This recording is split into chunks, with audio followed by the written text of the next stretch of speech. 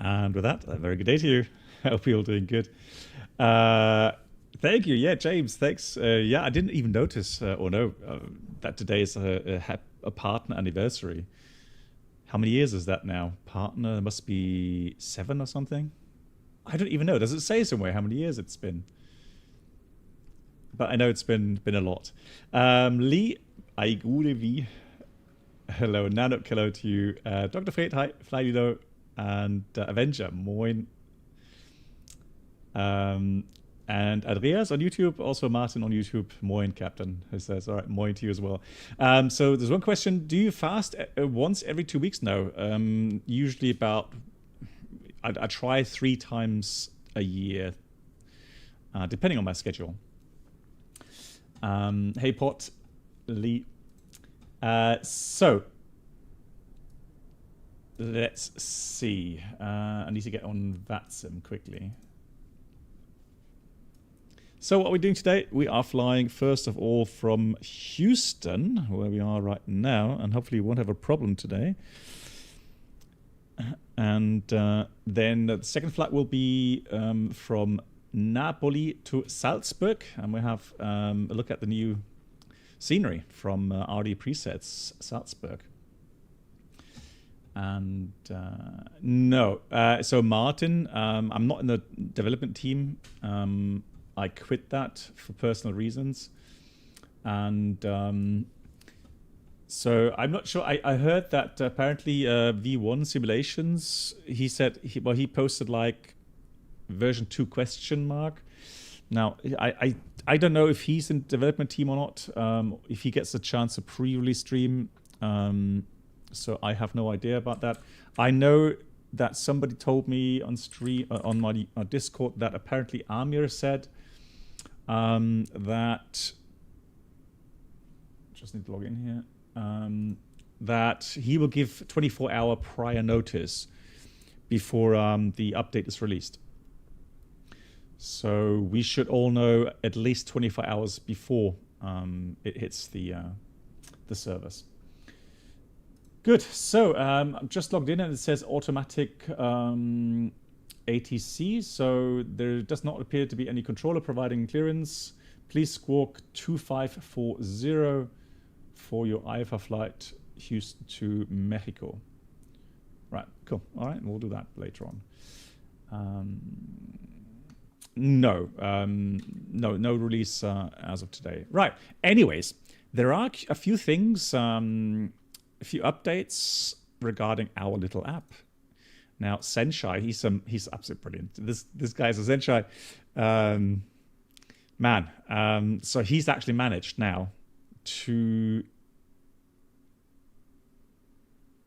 Oh, so Lilo, he's only doing a watch along. Okay, so V1 is also only doing a watch along. Okay, now Senshai has done something brilliant. He's now included a zoom function here in our app, meaning that, for example, with our flows, if you call up the flows, hey, good friend, how are you doing? An Aerofly, thank you so much.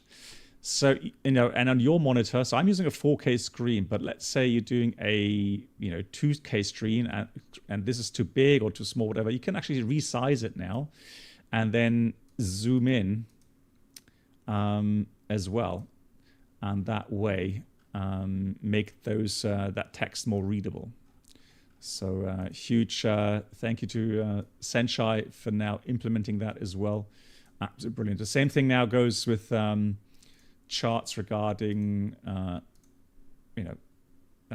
procedures, for example. So let's say you're saying, that text is too small for me on my screen. Well, then just go and zoom in, to your liking. So that's really, really cool. And I know he told me that this has been quite a painstaking process to program. So so nice. And our feature regarding drawing, etc., is still there, obviously. So very nice indeed. So cool. Anyways, let's get started. So we're going to go ahead here and have a look. Do we have some infos here? Yeah, we've got some airport infos as well. And regarding our checklist, we're going to go to 787. And there we'll go through our flows. Now, the thing with the flows is obviously I've not included the complete cockpit setup. I think this is fairly simple here in the 787.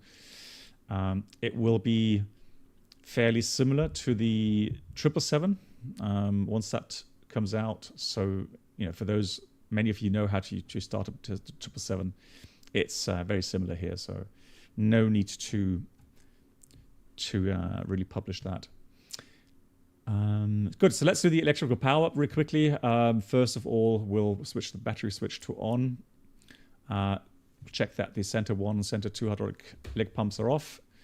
Demand pump selectors are both off. Wipers are also off, left and right. Landing gear lever is down.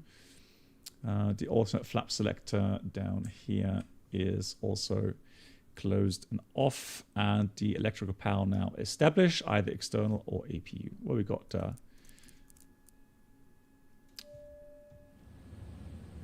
electric power, external electric power. Cool. Let's see. It would be great if somebody was going to fly along, but I am aware that it is somewhat far away today. But I mean, Mexico is always good for an interesting approach, and we'll talk about things later. Also, we got lots of stuff to talk about. So obviously, what we're going to do, guys, we're going to talk about the upcoming version 2 of the Phoenix.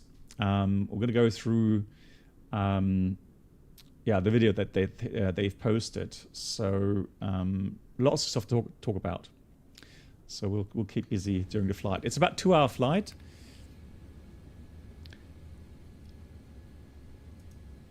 So we've done that. Well, I'll tell you what we'll do though. Let's do the rest of these items. Let's start the APU already. I guess Houston, 16 degrees. Yeah, might as well put some packs on. So usually now in the real aircraft, what happens is if you have external power, quite often with all the stuff going on in the cabin, with all the lighting being on, it will not power the pack system. Remember that the packs are not driven by engine bleed air or APU bleed air. They are driven electrically by, well, actually the compressors are driven electrically, and then the cabin air compressors, they will then power the packs. But those need a lot of electric current, so usually those only will start running when you have started the APU. James, hello to you. Yeah, thank you so much for the partnership anniversary. I don't know how, if Locks, thanks so much. Greetings to Berlin. I don't know how many years it is. I can only guess. I started 16, didn't I? Not age 16, but year 16. So it'll be 7 years as a partner, and it'll be 8 years, or is it 9 years already? No, I think it's 8 years. But I would have to look. Anyways, let's quickly scan through the procedure here. So flight deck door power. These we don't touch. That is normal.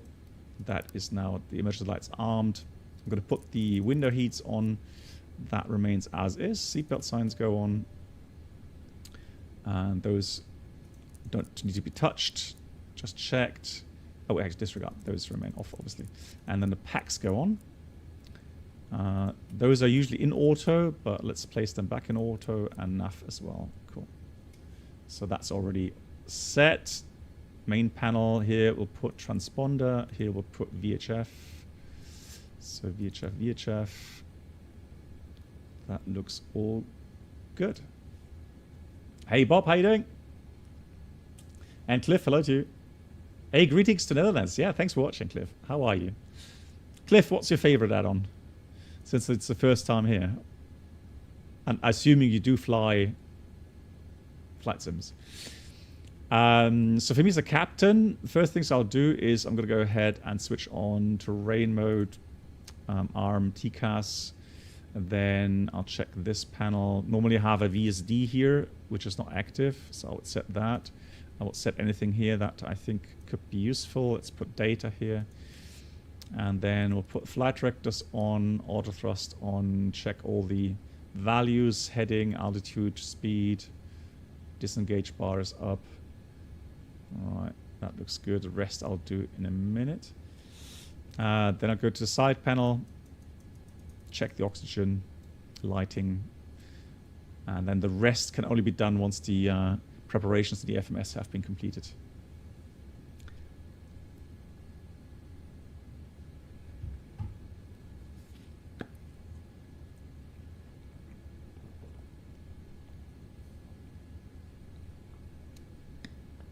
Has it really, Lilo? So Amir teased the next aircraft. Hang on. Did I miss something? What did he tease? I guess I missed something there.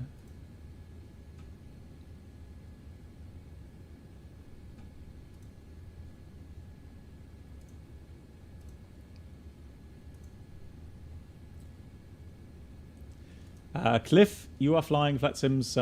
Oh, your PC is not powerful enough. Okay. Are using Xbox. Nice, cool. Very nice. Hey, Daniel, good Abend. And Sergey, hey. Oh, what are you cooking, Sergey? Don't worry, now you can tell me because I'm not hungry anymore. Because I've stopped fasting, so. 350 smooth, hello to you. So, regarding FMS preparation, I'm just going to have a look here at the messages. These are all normal. Page 1, page 2, that's all normal. Status, we would check as well. No, nothing is status. Check quantities. Note those down actually normally in real life. But that looks all good. And Unicorn, hello to you. How are you doing? Right, we're going to check the database. Active database is current. Engine model is correct. Then position init is already loaded. And then we'll do the route request.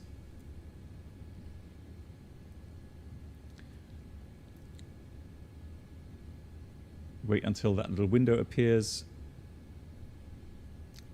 There it is, load. On here, I'm going to go to settings, weight and balance. I'm going to execute that. Now, I'm going to set everything from the OFP, about 256. And so 0 fuel weight, 157,300. That looks good. Right, so that is good. Nice.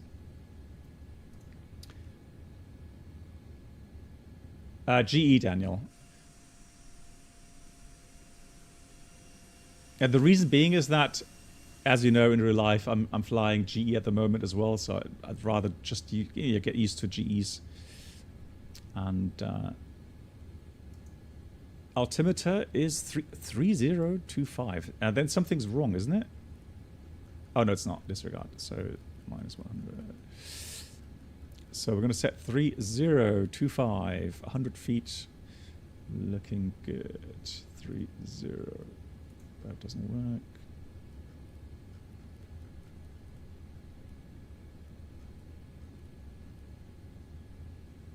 Hey, Hilo, shalom. Thank you so much, Hilo. Cool. So we've done the position routing. Now let's have a look. I do have pilot edge ATIS at least. So on the ATIS it says departing Welcome aboard the Captain Black Box Duo Channel experience. Right. Could new subscribers please make their way to the first class cabin where complimentary drinks, snacks and premium flight infotainment will be served. Why am I not hearing the...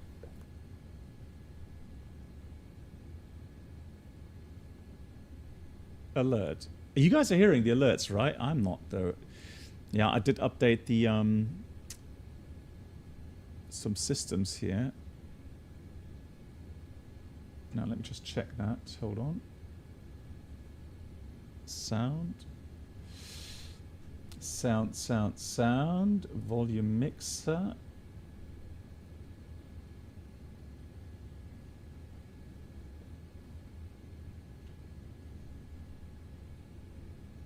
No, I don't hear that either. So the aux 1. Why is aux 1? Where's aux 1? Hang on. Ah. Then let's put this to aux 2.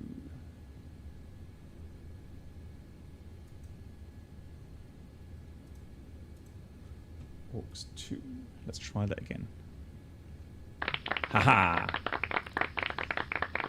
Now I can hear it. There we go. Hold on.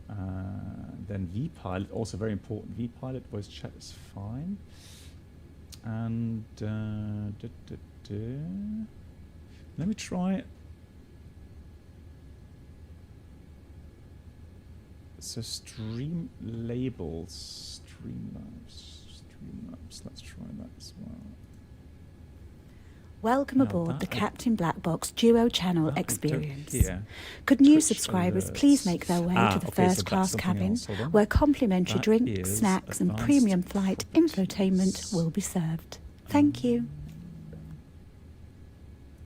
Settings. Audio. Yeah. Hold on.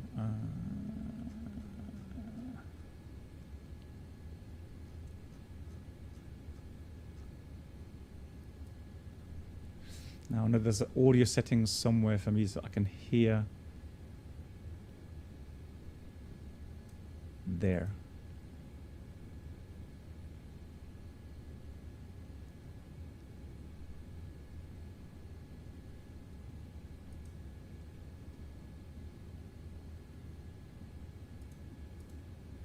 So guys, I'm going to try one more time. Hold on.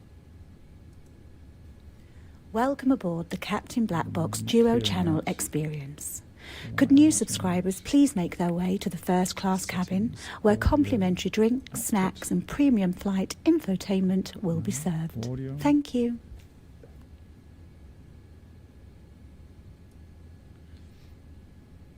Yeah, there was a huge OBS update.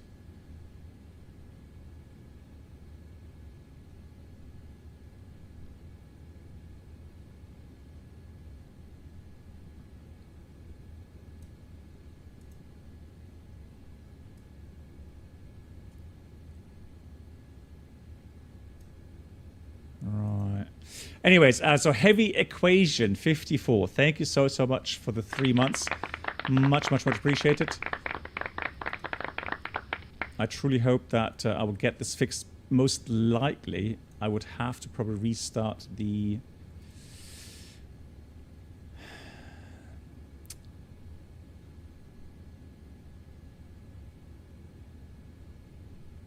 whole app, but I can't. I'm not going to stop the stream right now. So monitoring. Anyways, cool. So let's continue. Let's see, where were we? And Air Mexico departs out of Terminal Delta. Well, yeah, no worries. Like, you know, these are little, thanks for the detail, but you could have, you know, if you were able to tell me before the stream, then I could have adjusted, but at the moment, yeah, no worries. So,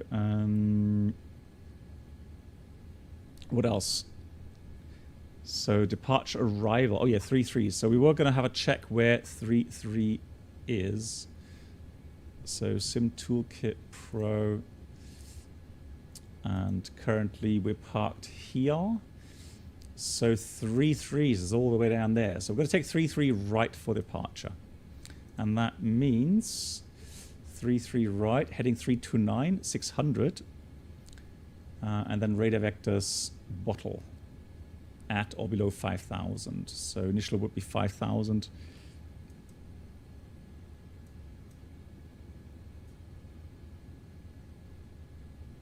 That's the wrong chart though, isn't it? Rita?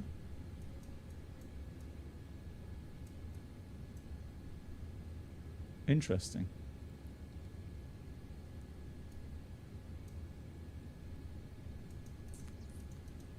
Yeah, all runways, okay.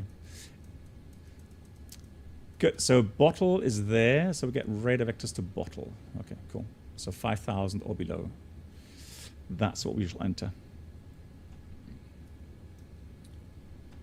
My dear moderators, can you do me a favor? Because I don't hear the alerts for some reason. If there isn't a resub, can you quickly give me a shout here on chat? Then I won't miss it. That would be great.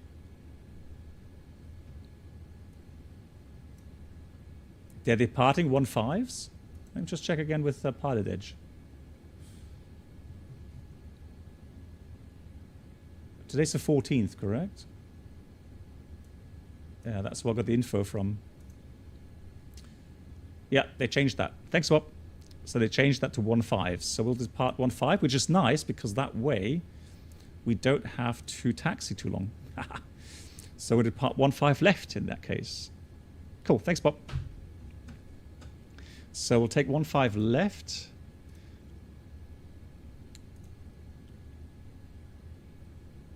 And then we'll fly the Rita 7. And the exit point is going to be Warren. Execute. Next page. Oops. Departure arrival. For Mexico arrival, let me just check the weather in Mexico. 070 at 5. That's definitely going to be 05.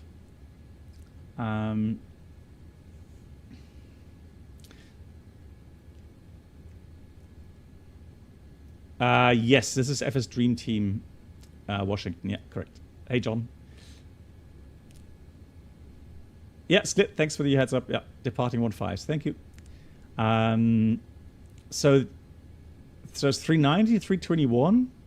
You think it'll be the 7? Do you really think they're going to go classic 737?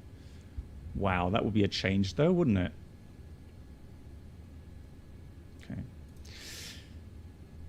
It'll be a ILS, probably Zulu 5 right, I would imagine. So the arrival routing goes via Enaga 2, and then it will be via a waypoint. So here's the Enaga 2, which will bring us then all the way around to Sutas. So the transition is going to be Sutas. Although in this regard, we're going to, yeah, you see, we don't do that here. I'm just going to put the approach 5 right, nothing else. No approach itself. We can do the arrival routing, but no approach for now. Looks like we're all alone. Thank you. Well, Bob, yeah, then if you could give me heads up, then that would be much appreciated, Bob. Thank you so much. For pre-flying, or so not flight planning, yeah. So for flight planning, I do use the flight aware, yeah, but not during the flight. All right, I'm just going to set my mini FCU. Oh, so hey, Mark, hello to you. How are you doing? He's always watching, right? Mark, I hope you're doing well. Now,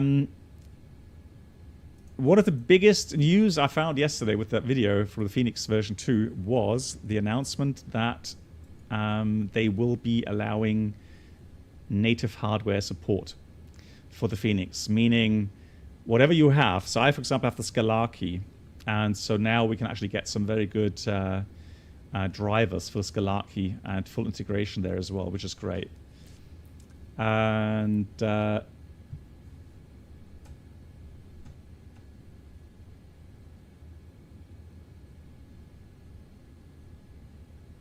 yeah, that's definitely great news. So that's going to help a lot.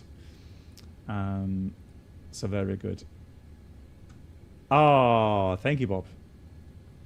Let me just have a look. So I'm going to copy that. Copy link. Hang on. So copy, and I'm going to add that to my Sim Toolkit Pro. So the URL is that. US ATIS. Okay. Oh, that's really cool. So if we go to Washington, there it is. Ah, Bob. Bob, that is brilliant. Hang on. Let me just have a look here.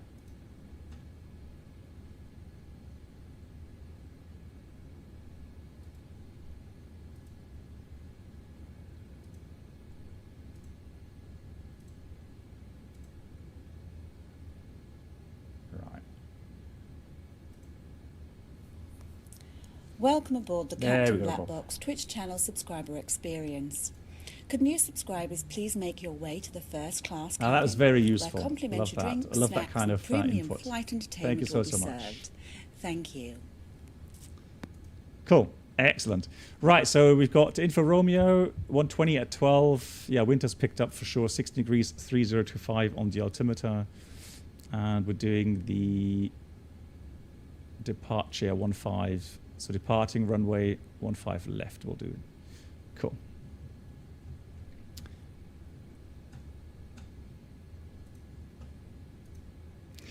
Welcome, Bob. Thank you. Cool. So we've done all that. So in it, we'll have a look for the zero fuel weight. So apparently 157.1. Reserves. We'll find the reserves on our flight plan.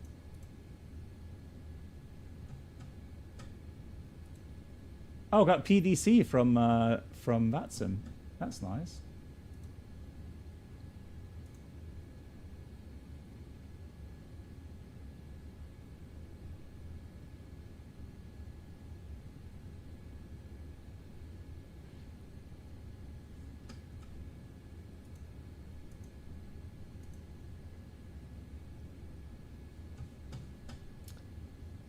Oh, we have ATIS. Hey, we have control now. How cool is that? Oh, that's brilliant. Love it. So we got control here. 124050. Just want to check the what? How? 124.050.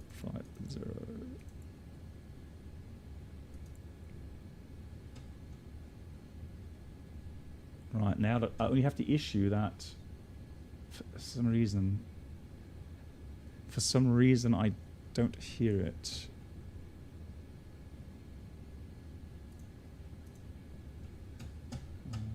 Let me just check something.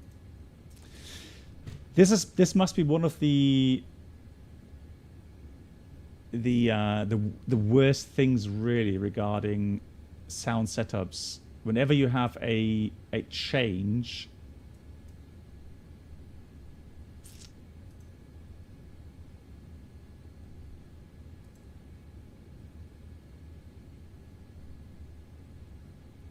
Y runway 8 right. okay. I left or area There we go. navigation Y runway 8 left. Simultaneous approaches in use. Departing runway 15 left. Runway 15 right. Runway 9er. Notices to air mission. United ramp control in effect. Bird activity vicinity airport. Land and hold short operations runway 8 right. MP run up pad closed. Taxiway November Papa closed between Taxiway November Bravo and Taxiway November Alpha. Taxiway Whiskey Romeo closed between runway 15 right and Taxiway Whiskey Charlie. Runway 33 right SFL out of service. Runway 33 left precision approach path indicator out of service. Loss. Area navigation or GLS approach is available on request. Advise on initial contact. You have information Papa. Good. Alrighty. Intercontinental Houston Airport ATIS information Papa 1653 Zulu Special. Wind 122 at 12. Excellent. Hey, Captain Peerbear, how are you doing? Good evening. And chat, I'm guessing the Phoenix Sector is going to be a 737. Really? Is it a ProSim lineup? I didn't know that. Yeah, right. 747 would be much better. Hey, Flying Wolf, are you good? I'm doing well. How are you? You need to figure out how to reset. That's quite simple, actually. So what do you mean? So once you've applied a certain profile, Yeah, that's actually not too complicated at all. Let me just go have a look at the app. Let's just make sure that I don't...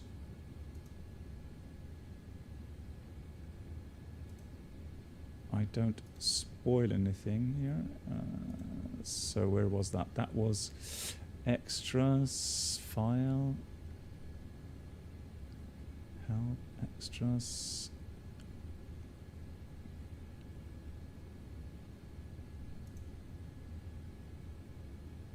Yeah. So when you go to settings, so under the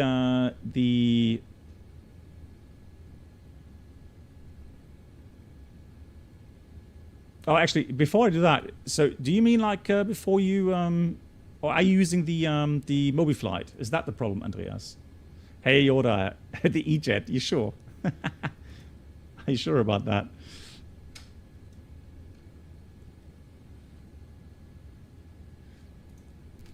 Cool. So the reserve fuel we were stuck on 5 tons, and we have a bit of extra of 3 tons in case of missed approach. I mean, Mexico City definitely is an airport where it can go around really quickly.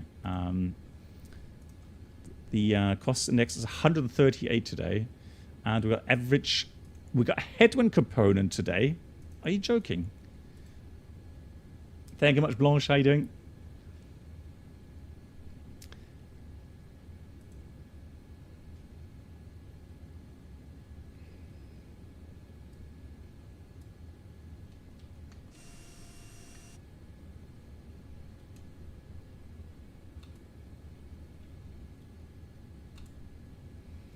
Now, did I have a viewpoint for that? No, probably not. Anyways, so copy FMC data. So we'll take 15 left, condition dry. The wind is... Let's update that as well. This is 120 at 12. However, the ATIS said it's well,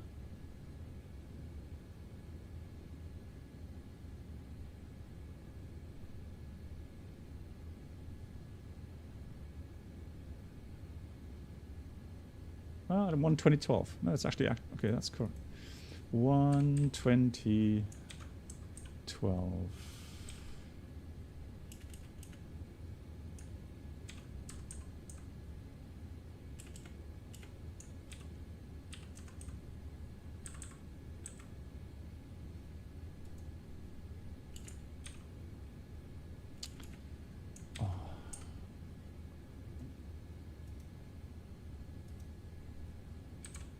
I hope they fix this at some point, man. This is really annoying.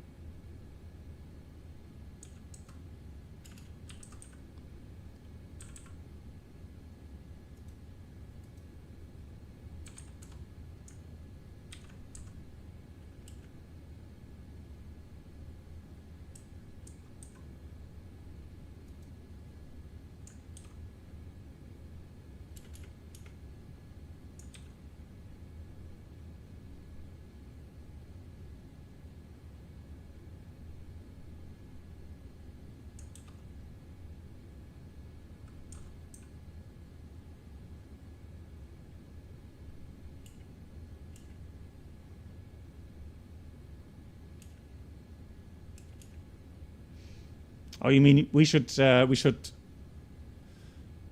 oh, okay, so don't put the actual wind in, you just enter the headwind component. Okay. So let's say 5 headwind. Ah, okay. Well, that makes sense. Yeah, iceberg. I always wondered why, because normally all the other EFBs you put in the actual wind, and then it will tell you what the component is. Well, that's a bit weird, though. All right, anyways. Thanks. Canary, thank you. And if you can, please, in English. I don't speak Turkish.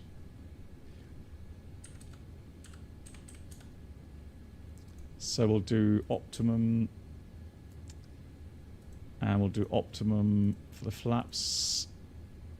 Engine ice obviously off.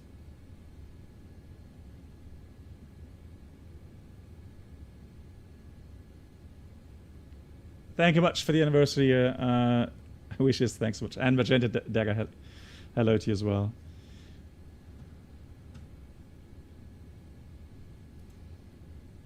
What was that? A bot, Yoda? Is that what you're saying?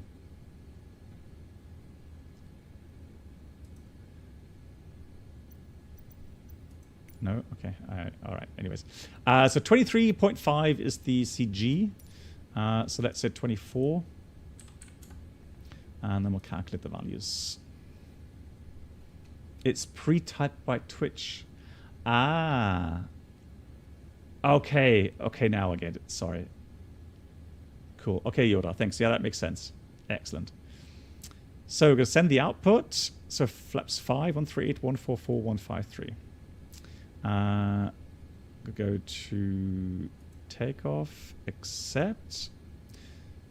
So that was 24 on the CG. Good. So thrust limit is correctly set. So we have DTO2, flex 59. We'll do climb 2 takeoff afterwards. And takeoff settings is 138, 144, 153. Let's dial that in. But these are the kind of late, or the last pre-flight items we're going to do. 153, selecting LNAV, VNAV, 5000, and the heading is around about 149.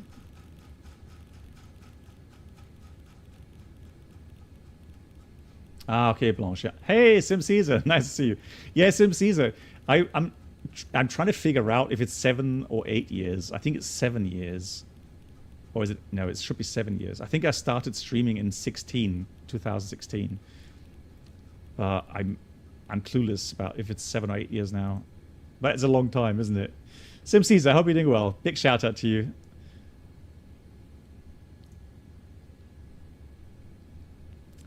Right, so I think we are pretty much set regarding the flows. There's a shout out. Thank you very much. We'll do the flows here.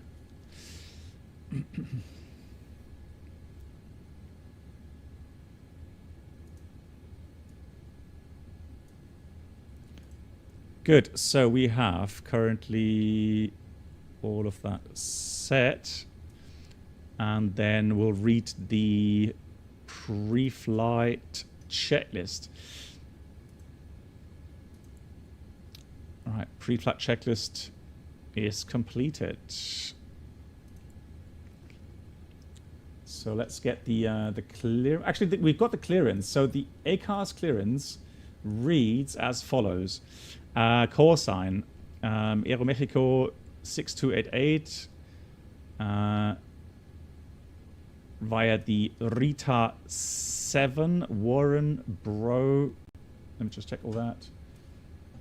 So route Rita Warren Bravo Romeo Oscar Mike Alpha Mike Uniform Juliet 19 Tango Alpha Mike Uniform Tango 100 Inega to Alpha. Yep. Altitude level 400. Squawk 2540. It's now going in here. I'm going to put that on already. And they cleared the Rita 7 departure. Warren transition, maintain 4,000. Okay. Maintaining 4,000. Expect 400 10 minutes after departure. Frequency 134,425. So I'm going to put 122.80 in here first of all. For Unicom. And welcome aboard the Captain Black Box Duo Channel experience. Could new subscribers please make their way to the first class cabin, where complimentary drinks, snacks, and premium flight infotainment will be served. Sim Caesar, do you know? Hey Winky, thank you so much. 4 months already. For the 4 months. Thanks for the enjoyable, informative streams, and also thanks to the knowledgeable people that are in chat.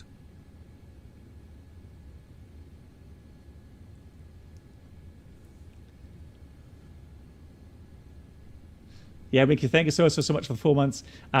So I can't hear the messages today, unfortunately, because I had an update in the sound files. So for some reason, sometimes that messes up the settings. I need to find out where where it's not letting the alerts through.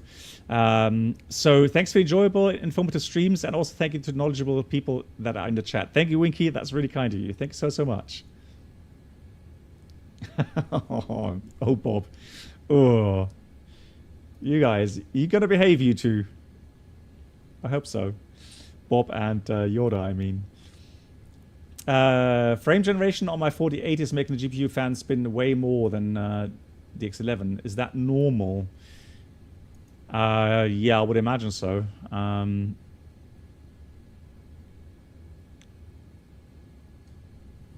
Now, for me, I've used the X12 for a very long time now, so I don't really know how long that's been doing it. But yeah, for me, yeah, the system is always very stressed out.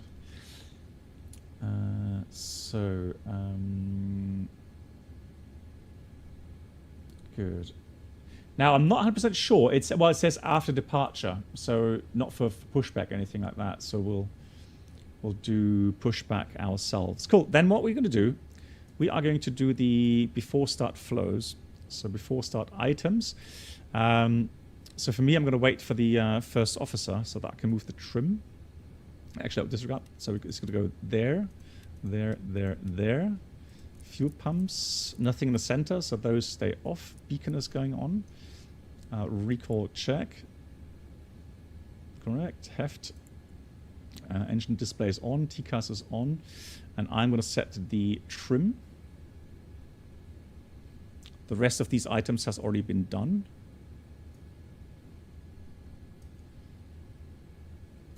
So trim is set. And El Navina is armed. That is all done. Right, let's do the electronic checklist before start checklist. And I'm going to send that over to there. I'm going to put checklist. Actually, let's put that there. So before start checklist, passenger signs are on. We have MCP V2 heading altitude 153 heading 149 and 4000 as per clearance. Takeoff speeds we have V1 138, VR 144, V2 153. CD pre-flight completed, and the taxi takeoff briefing is completed. And that's the before start checklist complete. So, oh, hang on. There we go. Oh yeah, Pyrenees are beautiful. Absolutely agree, right? Good, engine start. Again, the aircraft here has electric starter generators, so we can do a overlapping or simultaneous engine start.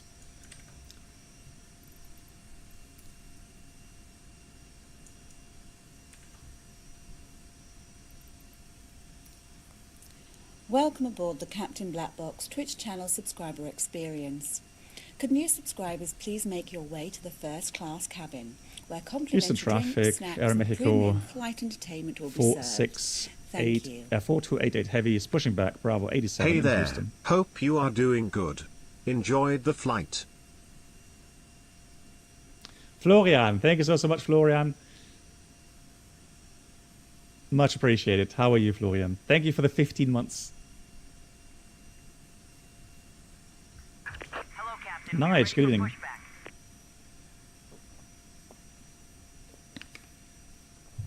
So where do we want to go? We're going to head this way. Oh, hello, hello. Oh, lovely 350. Beautiful. JW Cruz, hello. How are you? You're good as well, Florian. That's good to hear. Happy to hear that. Yoda, lol. Battle of the plastic aircraft. Well, there's no denying. I can't even say anything against that. There's no denying, you know, nothing Departure checks completed. I could put against that.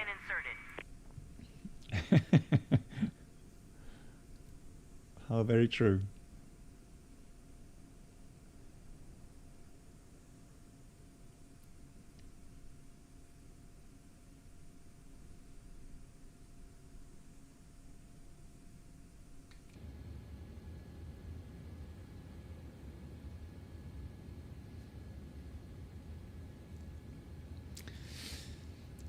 Right, there comes the pushback truck. There he is.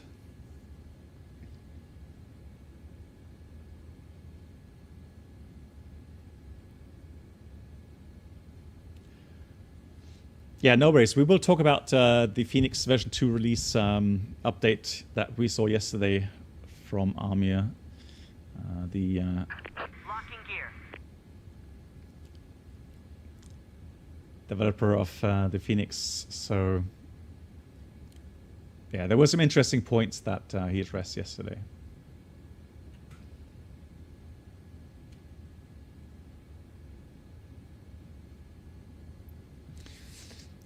Let's do... I don't trust that, really. Let's quick edit that.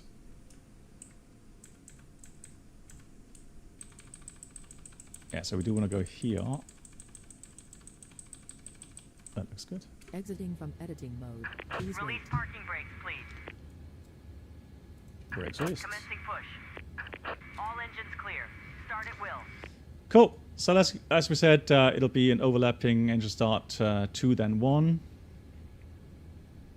So start right engine. Start left engine.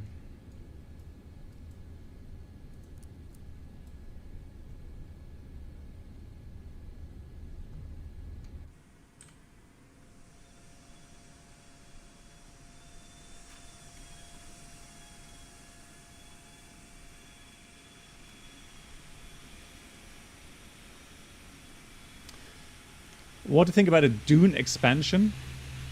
Well,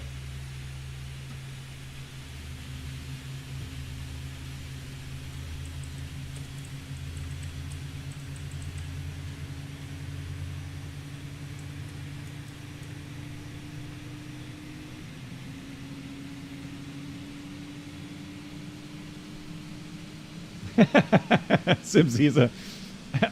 I don't really know what to say about this.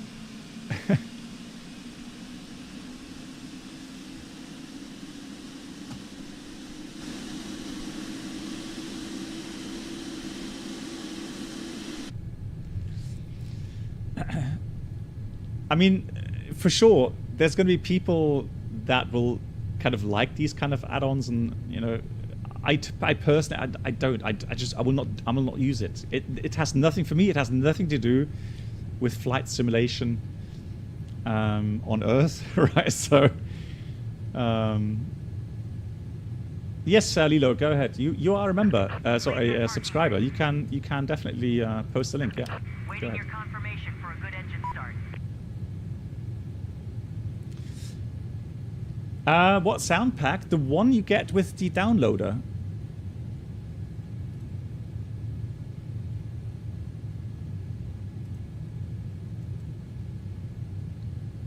Yeah, exactly. Microsoft Flight Sim, where the sky is not the limit. Cockpit to ground. Cockpit to ground. We have a good engine start. You can disconnect.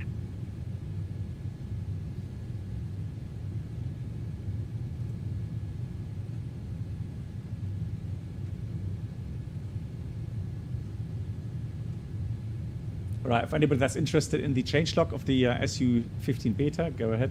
There's the link. So yeah, so Michael, I'm not sure you are aware. Maybe not everyone is aware. There is a Unlocking gear. something called the headwind installer. So let me just show you guys. So through there, the headwind installer, which is nice because it will give you any infos and updates. There is a oh, hang on, no, that's not it. Disregard. No, the sound update is FT Sim Plus. FT Sim Plus. That's where I have the sound files. Let me just Tow truck disconnected. Give that name. Bypass pin removed. Okay, so just make sure that everything's disconnected. Let's do the before taxi items. So before taxi, the first officer, APU off, anti-ice is not required. Taxi tail flights we can put on here. Then the flaps set to 5. Transponder checked on. Cancel recall push. And only TCAS should show up here, but I've already... Actually, let me just try that. If I do trust transponder, yeah, that's fine. So we'll do that. So all that's going to show is TCAS, and that remains on for lineup. Uh-oh.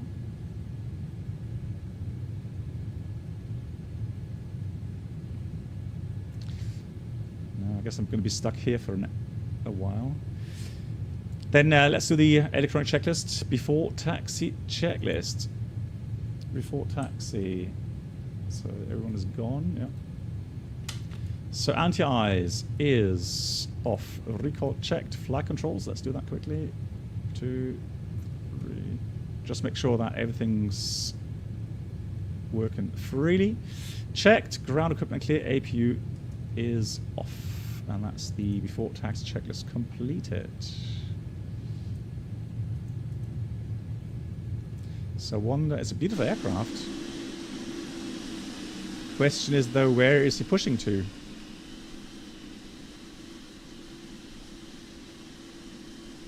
I somehow doubt that he'd be pushing all the way in there.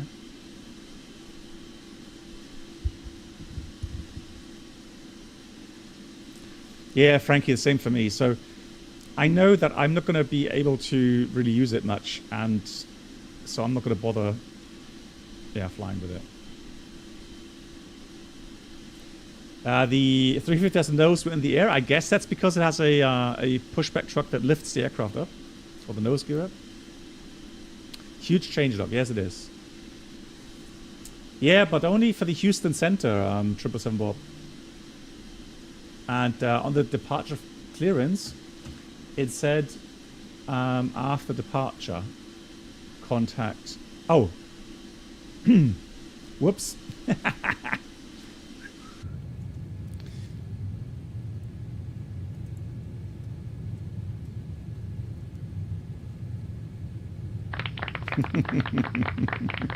You guys are mean.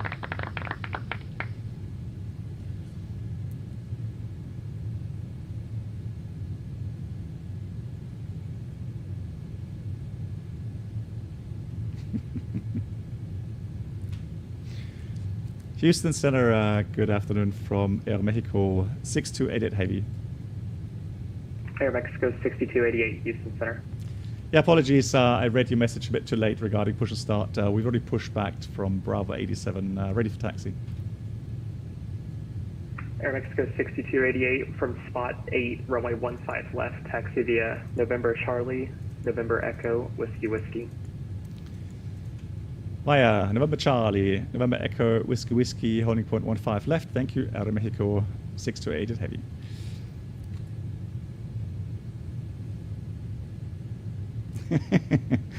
Oh, sometimes, what shall I say? Anyways, so from spot 8, he said November Charlie, November Echo, Whiskey Whiskey.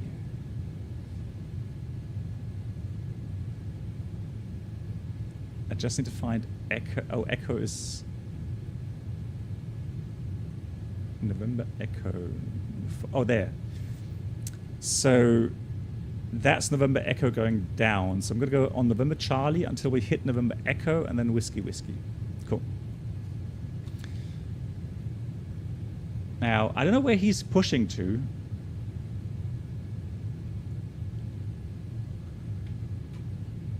I don't think I can go all the way left here. Let me just try, have a look. Can I go? Oh yeah, I can. Ha! So this regard then. Not going to bother with him. Let's go.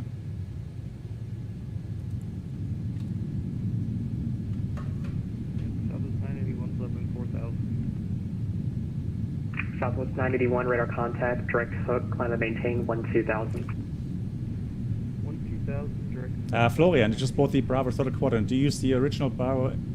I have some third-party ones, Florian. The ones that come with the Bravo 3rd Quadrant, or if you order the from, I think, Aerosoft, they're not bad.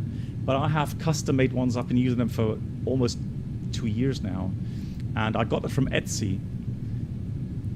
Houston Center, November 247, Kilo Quebec, fully ready. November Avionic, 247, hello. Kilo Quebec, Thank you so much. runway 18 right, How are you? fire runway heading, clear for takeoff. Runway 18 right, runway heading, clear for takeoff. November 247, Kilo Quebec. Why don't I use the eye tracking? Eye track, I think it's just a little bit too nervous. And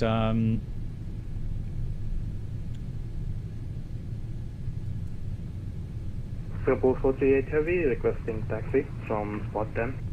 so I'm going to go left here. Singapore 438 Heavy, runway 15 left, taxi So, again, November Bravo, November Echo, Whiskey Whiskey.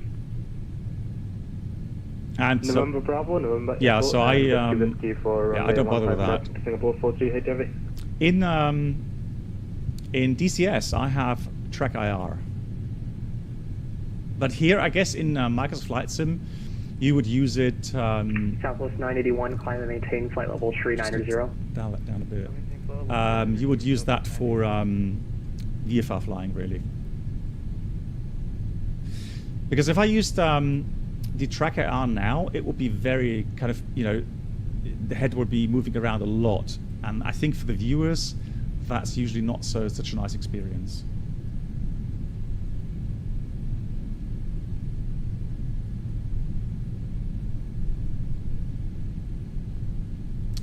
So we're going to go forward until we hit November Echo, and then Whiskey Whiskey. Now the thing is, still waiting for the cabin ready report, although I guess we can imagine here that's already done. So we check the performance values once more. Everything's set, 4,000, 153. That is all done.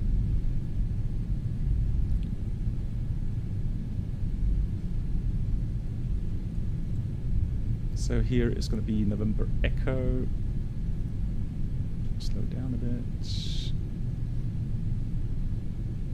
Houston Center, November 247, Kilo Quebec, passing 1,500 feet.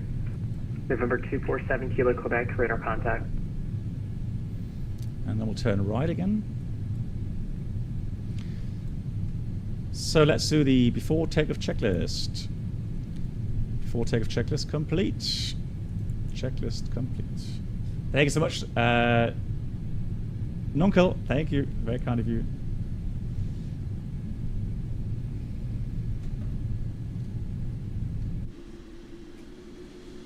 November 247, Kilo Quebec, direct hook, climb and maintain 12,000. Direct hook and climb and maintain 12,000. So here's Whiskey Whiskey, 15 November left. 247, Kilo Quebec. So sounds okay regarding ATC? And Jeremiah, wie geht's dir? Nice to see you. Right, let's stop here. Good. So quick review again of the departure routing. So we're going to depart 15 left, heading 149 after takeoff, climb 4,000. And so 600 feet. Then left to Tapas. So 500, Tapas. And then at oblique 4,000. Then track 123 to cross a bottle. United 796, runway 8 left, clear to land. Clear to land 8 left. So there we go. So that's already no radar vectors. Actually a flight planned route. Elnav, VNAV. Air Mexico 6288 heavy, ready for departure. Air Mexico 6288 heavy, runway 15 left, RNF to taps, clear for takeoff. RNF to taps, runway 15 left, clear for takeoff. Air Mexico 6822 heavy. Good, strobe lights go on. Taxi light goes off. Oh, hang on. Yoke? What's that? There we go. Houston Center, United 2701, requesting IPAR clearance to Tampa. So, United 2701, Houston Center, clear to the Tampa Airport, Gumby 3 departure, Golf Uniform Mike Bravo Yankee, White Lake transition, then as filed. Climb via SID, departure frequency 134.42, TCAS squawk 4025. Takeoff. Can you repeat the squawk code for 2701? United 2701, squawk 4025. Clear to the town pair. Climb via the SID. Departure frequency Thrust set, 80 knots. 425. Squawk 4025 in the box. United 2701. United That was me. 2701, your transmission was broken. Please repeat. White Lake transition. The entire clearance was broken on my end. Can you repeat the whole thing?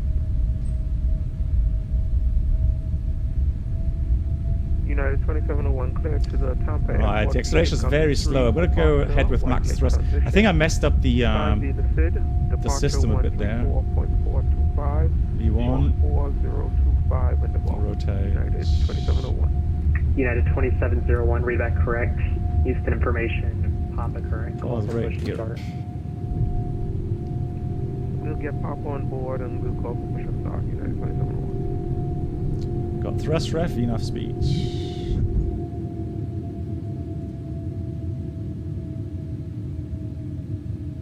November 247, Kilo, Quebec. Climb and maintain flight level 190. Climb and maintain flight level 190, November 247, Kilo, Quebec. Oh, the pilot is on. Singapore 438 Heavy, we are at 50 Whiskey and ready for departure. Singapore 438 Flaps Heavy, on. runway 15 left, land and Here wait. comes flaps on. 9.8 runway 15 left, Singapore 438 Heavy.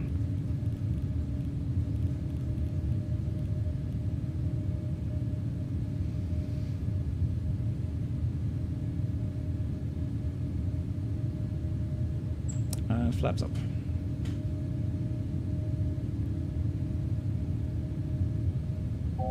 Oh. 1,000 feet to go. Let's go vertical speed. Station calling broken. 1,000 feet per minute.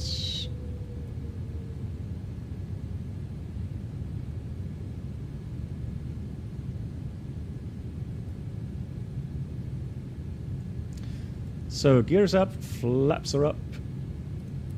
Let's do the after takeoff checklist. Singapore 438 Heavy, runway 15 left, caution wake turbulence, Checklist departing complete. Heavy 787, RNAV to TAPS, clear for takeoff. Clear for takeoff, runway 15 left, Singapore 438 Heavy.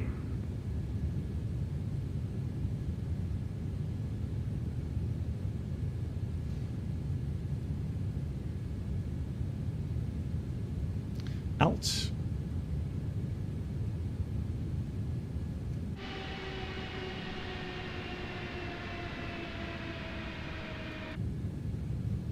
Thing is, there was a little update. Guys, did you see the Microsoft Flight Sim update yesterday? That was like 40 megabytes something.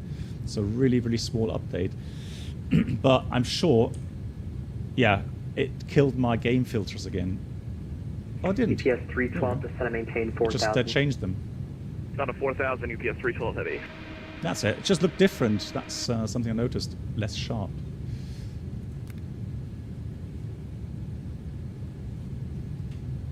Air Mexico 6288, radar contact, say altitude. Aeromexico 6288 heavy is 4,000. Air Mexico 6288, climb and maintain 16,000. Climb maintain 16,000. Aeromexico 6288.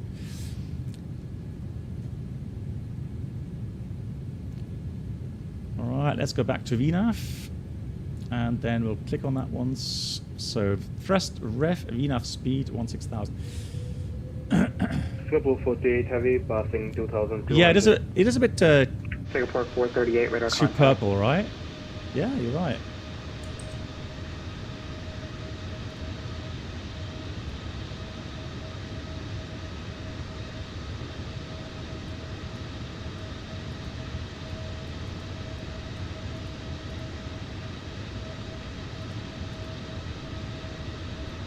United 2701, ready for push and start. United 2701, Houston information, Quebec current, push and start approved, push to spot 11. So 7,000 above. Push to 20,000. And then 9,000 above at Winnet. UPS 312, turn left heading 220, vectors to final approach course. Climb 2, fantastic. Left turn 220 UPS 312 heavy. looking good. Harry, hey, how you doing? Nice to see you. Thank you so much.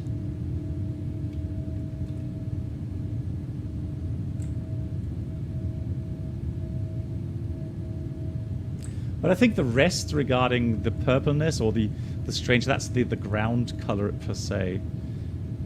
I mean, I can do the following. I could go and do that off. Yeah, that's true. Why is that's weird? Has it changed so much from the last update? Antenna United 2701. Can you confirm that spot number? It seems like I'm on the opposite So I'm going to try to get my settings that I published. 2701 spot 11 is located on So November Microsoft Golf Short of November settings. Bravo. So for the Roger that. color, 2701. it says tint color 20% and tint intensity 23. That's still a bit too much, isn't it? Hey Alex, nice to see you. UPS 312, fly heading 160, intercept the runway 1 tree right localizer. Let's try 15. 160, intercept the localizer, UPS 312 heavy. Singapore 438, climb and maintain 16,000. Then sharpen, Climb and maintain 16,000. 35%, 15 for the grain. And brightness contrast, exposure minus... Air Mexico 6288, climb and maintain flight level 400. Climb maintain flight level 400, Air Mexico 6288 heavy. UPS So 312, 4 miles 40,000 from is... Insilda, maintain 4,000 until established the localizer. Clear to ILS, runway 1 tree right approach. Alright, 4,000 till established, clear to ILS for 1 3 right, UPS 312 heavy. 15 highlights. Oh, there we go, highlights. How did it change all these settings again? Blimey. That's why. Shadows 19. Yeah, it changed all my settings for some reason. So those are the settings now that I've published on my website. United 796, taxi your discretion. Cross Hey Camilo, right. thank you. Taxi by discretion, cross 8 right, 796. That's better. So 10,000 off at retards fine, so we'll switch off the lights here. Seatbelts can go auto. Nav rut, nothing has changed there. UPS 312 heavy, runway 1 tree right, clear to land. Clear to land 1 3 right, UPS 312 heavy. Febepo, you have a question. 60 gigagrams enough for my... so the normal RAM, let me just check my system here. Southwest 981, maintain flight level 310. 310 Southwest 981.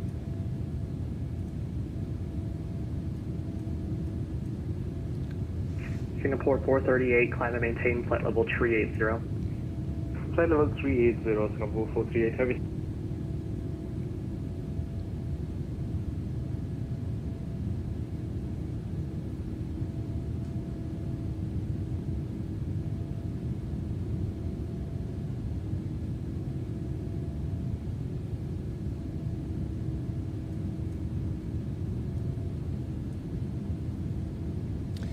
So let me find my RAM.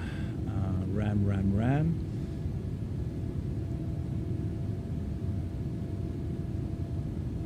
RAM. Where's my... Oh, there we go. Corsair.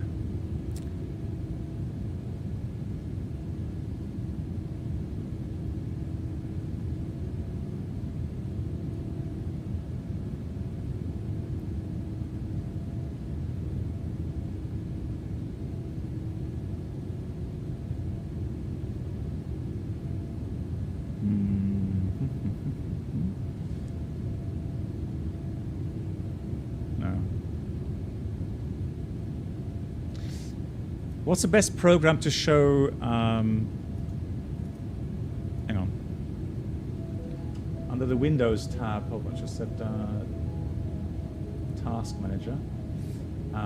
Then Performance.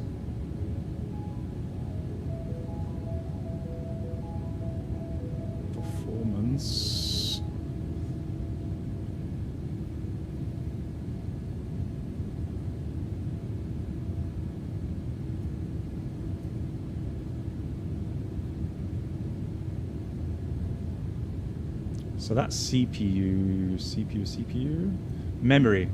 There we go. So just to give you an answer on the memory usage. So currently, Center United 2701 ready to taxi. so I have 64 gigabytes installed. United 2701 from Spot And I'm using 11, 23 runway right 15 now. Left, taxi via November Bravo, November Echo, Whiskey Whiskey. Now be aware though that I'm also From Spot 11, November Bravo, standard November set. I'm Whiskey, also November Echo, you know, doing things like OBS, some streaming from the same United PC. 2701. The GPU memory, currently I'm using 25. Attention all aircraft hazardous weather information. Segment Quebec 9 issued, valid until 2110 Zulu. For North Carolina, South Carolina, Georgia, Oklahoma, No, hang on, Texas, disregard. Arkansas, No. Tennessee, Louisiana, That's the same RAM. Mississippi, Disregard. Alabama. Disregard. That's for key No, occasional Blanche, hang on. severe thunderstorms Hang on. between flight level Hold on. 220 and turbulence between flight level 310. Further hazardous weather information available via this frequency or flight service. Right.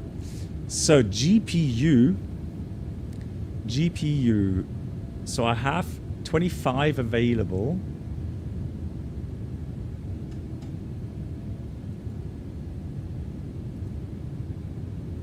Houston Center, November 247, Kilo Quebec. We would like to level at 17,000. November 247, Kilo Quebec. There we go. That answers the question. 16 and a half. 16.5. 3019er. Cross Sunday at or above 9,000. November 247, Kilo Quebec. November 247, Kilo Quebec. Cross Sunday at and maintain 9,000. Yeah, so DX12 is known to use a lot more maintain VRAM November 247, Kilo than Quebec. DX11 apparently. So yeah, Avenger, that's correct. It does include OBS as well. So I do use the GPU to render stuff for the OBS, so the streaming software as well. That is correct, yes.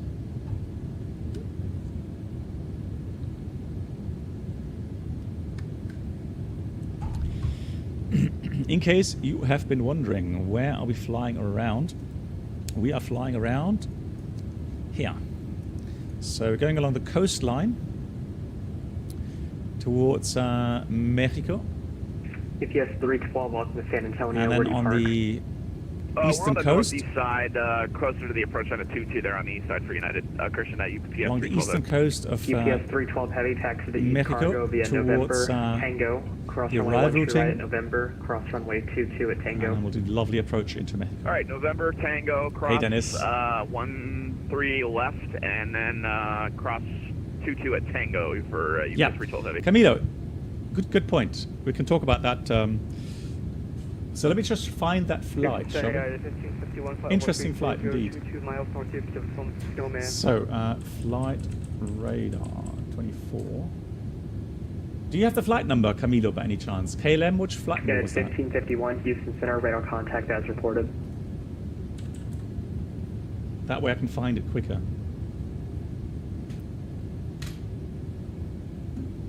$601, thank you.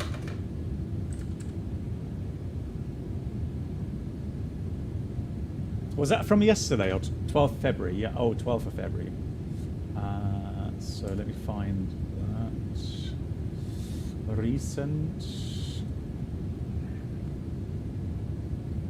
Let me find that. The 12th of February, there it is. Play. Oh yeah. Very interesting indeed. So this is the flight in question there.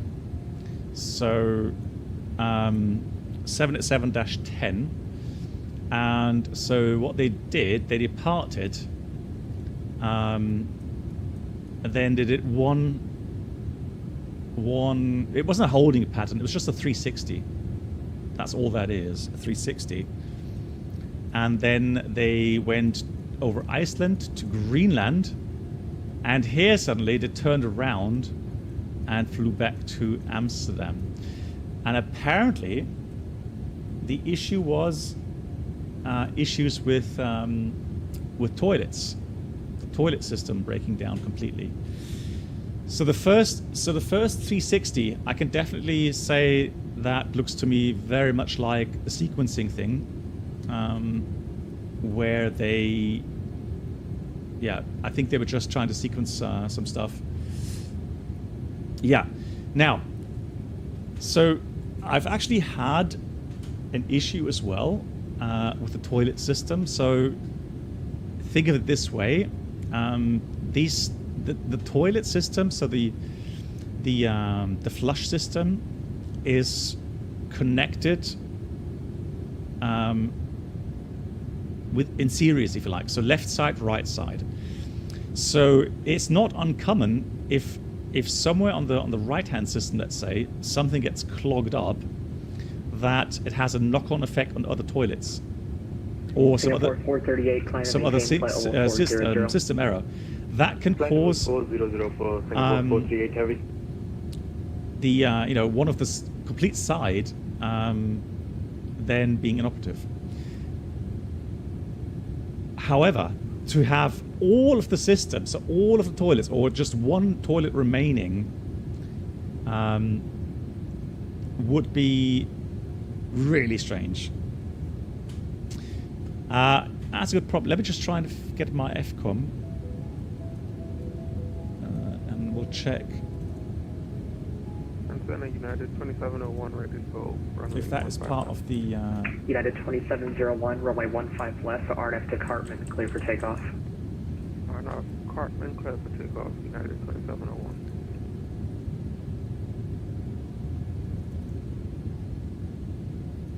Houston Center, good evening, Southwest 1796, checking in, flight level 360. That's interesting. Southwest 1796, radar contact. So the thing is that, so one of the Leadville, problems I've had as well was with the vacuum blowers. So think of it like this. The whole thing is obviously using low pressure. So it's using a suction system through a blower on the ground or below 16,000 feet. It has a vacuum blower that is being used to suck anything from the lavatories into the tank. And above 16,000 feet, normally you would have differential pressure between the outside-inside pressure to then clear the lavatories. And I'm only finding a MEL item regarding vacuum blowers.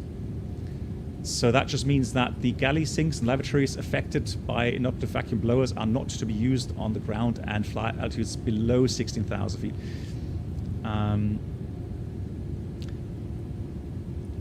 So it was a short circuit. Okay, it's interesting. Well, a short circuit is something different. I mean, that's quite serious then. A short circuit, having an electrical background, yeah, I would take that seriously as well. But you have two issues, obviously. If you have, let's say 270 passengers and only one toilet remaining, you have to be aware, A, that final toilet will very likely fail as well at some point, and then you have no toilets whatsoever. And one toilet for almost 300 people is just not enough. So from a convenience, a very long queue, yeah, a very, very long queue. It's just you're gonna have trouble, no doubt, right? And so for that reason, you would definitely think about 2701 radar contact, going back. 16,000. Now, as long as you have, maybe 3 to 4 toilets remaining, then you can, consider going back to your departure airport. I mean, flight time, how much is the flight time from here? I would say about 4 hours. No, actually 3.5 maybe, with tailwind. No, yeah, probably like 3 hours. 3 hours, 3.5 hours from here. So that's, not that long. Considering, of course, you still have like 3 or 4 toilets left. I mean, that's, and assuming, the flight was pretty full. The flight was heading to, where was it heading to? The flight was going to what airport? it was going to Los Angeles. Los Angeles. So at this point, somewhere here, they still had like at least 7.5 hours to go. And again, you know, with just a few remaining toilets. And at this point, so once you leave this region here, you're very far north. You're probably flying somewhere around, you know, you're not going to hit anything large or any larger cities until Edmonton, Calgary, Vancouver. So you're going to put yourself in a 3 to 4 hour spot here where you don't have many options to divert. Yeah. So I think, yeah, they had very little option apart from going back at this point, assuming then maybe some of the toilets have failed. And if it's a electrical issue, well, meh. You know, there's always that lingering thought in your back of your mind where, you know, what if something's smoldering somewhere and, you know, it could get worse at some point. And again, it's just the fact that you're getting into such a remote area up here. United 2701, without many options. Yeah, I think that explains it.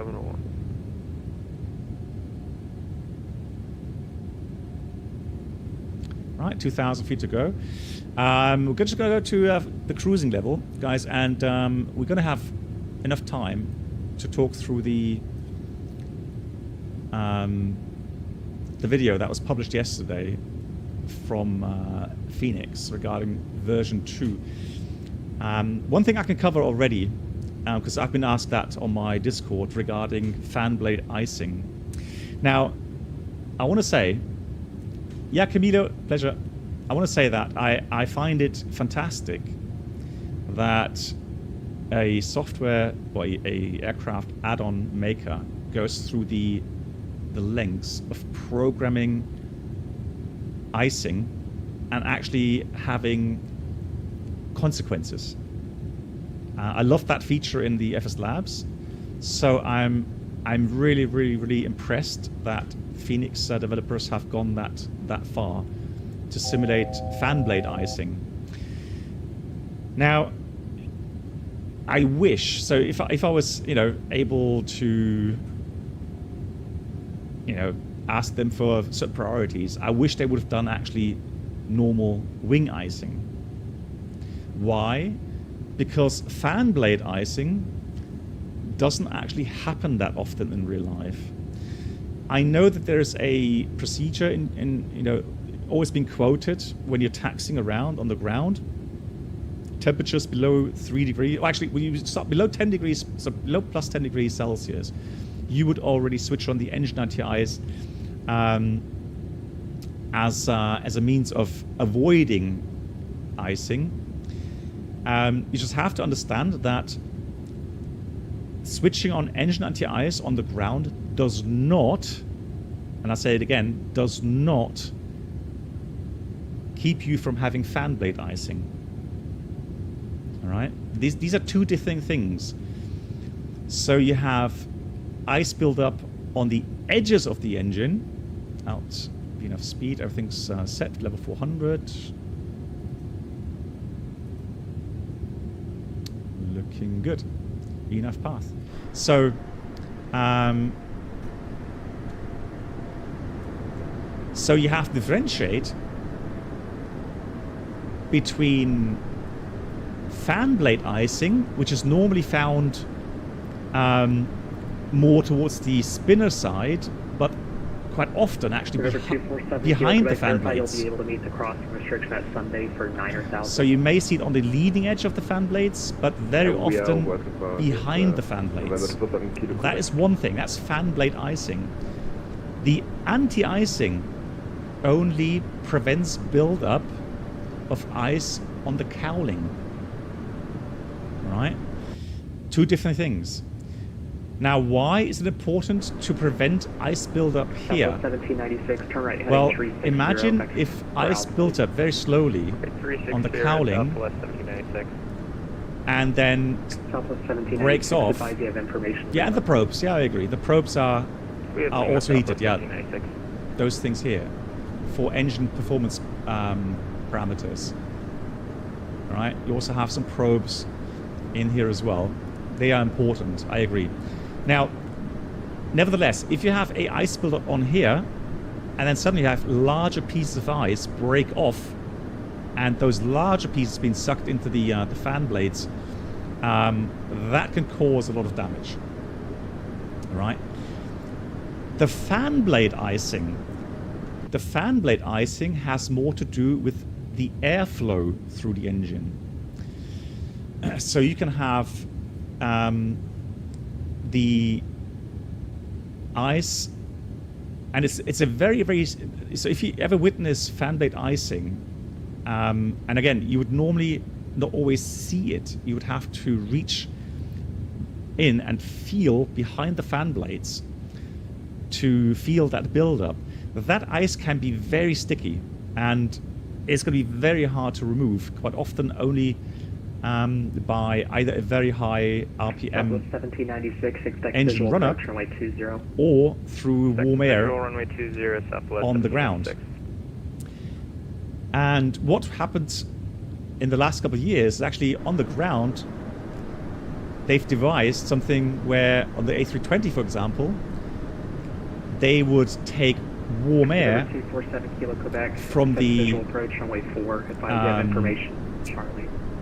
From the pack pre-cooler exhaust, I think it was exhaust, and then have that ducted to the fan blades. Or you would have an external heater that would blow warm air through a duct that you would hold in place and then point it towards the fan blades to get that ice removed.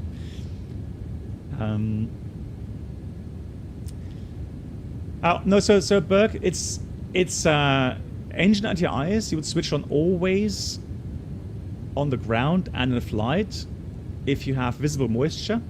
Either you're in clouds, or it's raining, or on the ground you have puddles of slush, snow, water. Then it's plus 10 degrees and below. You would switch on the engine anti-ice until you get to higher altitudes, where the SAT, the static air temperature, gets colder than minus 40 degrees Celsius. Then you can switch off the engine anti-ice as well. 403 Houston Center. But again, the fan blade icing is something different, and the fan blade icing will not go away by switching on the engine anti-ice. For the fan blade icing issue, you would do a engine run-up. Number 247 Kilo Quebec, depart Sunday. And engine run-ups are done vectors to final approach course. whenever you have whenever you have colder than plus 3 degrees Celsius on taxi out, and then there's different procedures. So sometimes they would say 60 minutes, at least one engine run-up, and then one before takeoff. Out of Sunday heading There's SOPs that say 30 minutes. It all depends on the aircraft manufacturer. Whatever the books say, you would then do a engine run-up. And again, it depends on many different SOPs. Oh no. Why? Oh, I hate that.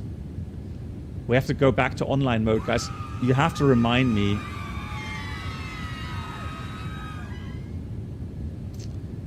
We're going to have to check if the download still works for the scenery in Mexico later on.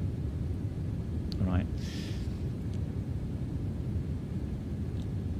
Yeah, so it depends on, again, it depends on the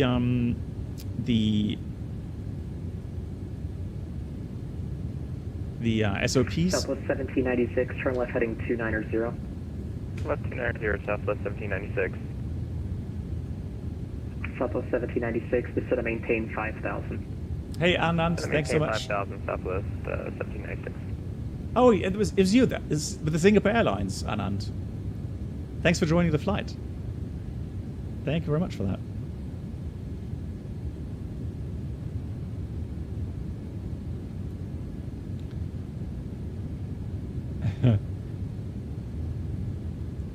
Yeah, so I think this is what gets people a bit confused regarding the engine anti-icing and the fan blade icing.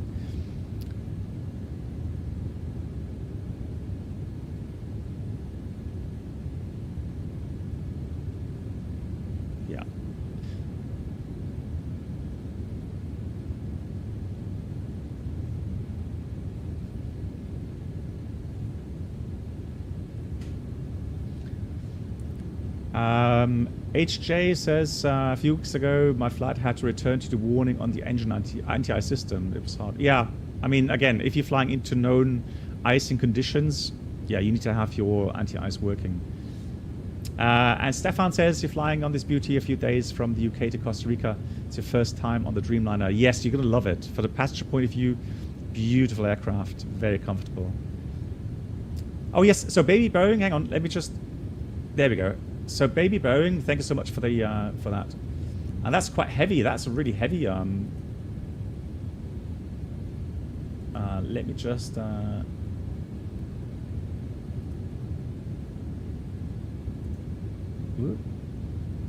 Let me just have a look at that. There we go.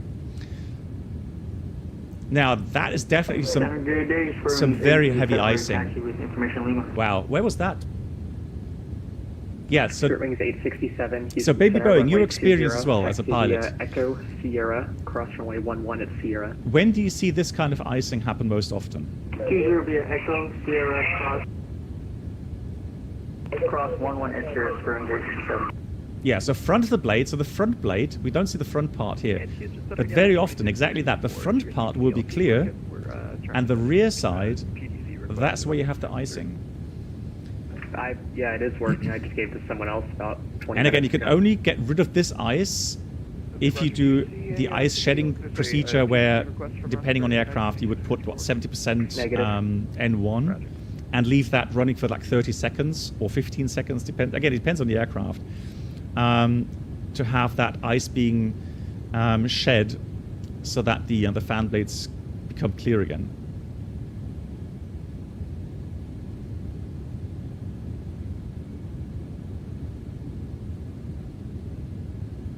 Exactly. So have you like Baby Boeing, so the discussion is, because the example yesterday in the Phoenix video was that he was taxiing out in kind of, cold conditions and the ground being wet. Personally, I've not noticed fan blade icing there. It will normally happen more with regards to freezing fog. In freezing fog conditions, I've had this many times.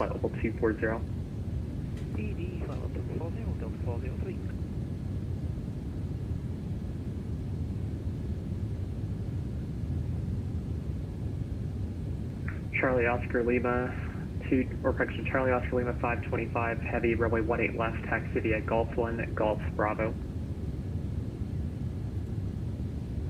Runway 18 left, taxi via Golf 1 and Golf Bravo. Yeah. So I just found the A320 reference. So A320 CFM or Neo engines, if the outside air temperature is below +3 degrees Celsius and visible moisture on taxiway being wet or contaminated, do an engine run-up with 70% N1 at intervals not greater than 30 minutes. 247 Kilo, Quebec, pilot's discretion, descend and maintain 2000. Pilot's discretion, descend and maintain 2000. November 2. Yeah, depending on the aircraft involved, you would normally tell or ask ATC, because you could have aircraft behind you, and if you put 70% and on the ground, with information. I'm just gonna dial down the sounds here a bit. 1796, turn left heading 210. There we go. So on the ground, you would have to be careful, and you can't do one engine only on each side separately. Taxi runway 20 via Echo Sierra, cross runway a bit wider. 29er Because of the issue when it's slippery, you get 288, correction, Monterey Center offline, radar surface was terminated, frequency change approved. Okay, frequency change is approved. Thank you much, Air Mexico 6288 heavy, bye-bye.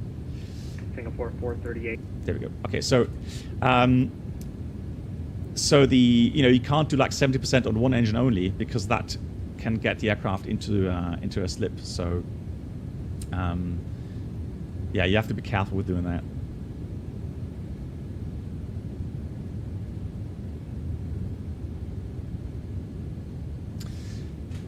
Yeah, so they were simulating yesterday. They showed where you would have, severe fan blade icing, And then on the IAE engines, you would then have the issue that the engine wouldn't run up correctly. Actually, it stalled, didn't it? So I think from a kind of theory kind of point of view, yes, the engine could stall, but because again, I'm saying that the ice on the fan blades, especially then if it's towards the compressor as well, at the beginning of the first stage of the compressor, you could have a stall. So the airflow gets stalled through the engine, and so I think that's a good simulation indeed. It's just a question of how often does that happen, right?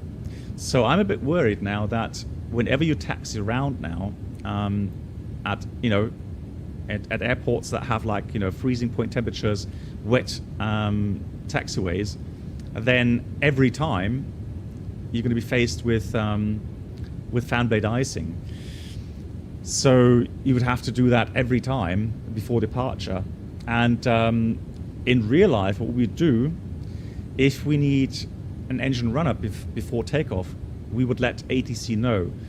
So when we get to the tower frequency, we would say, let's say Mexico 6288 heavy, approaching runway so-and-so, be advised we will need an engine run-up before departure. And then the tower will know that you're going to take about between 30 to 45 seconds on the runway before you can then use takeoff thrust to depart. So yeah, you would give them a heads up on that. Hey, nice. So Alexander, also thank you so much. Fantastic. Yeah, it's a fantastic flight into Mexico. Fantastic airport. Yeah, thanks for joining. Nice to see you.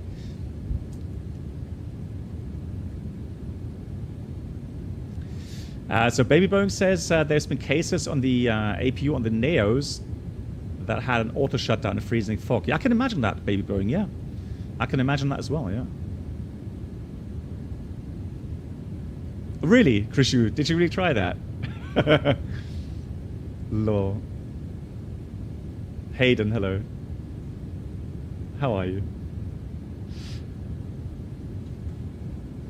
Yeah. So. But anyways, like I said, I find it great that they go through the length of programming that. I hope that they will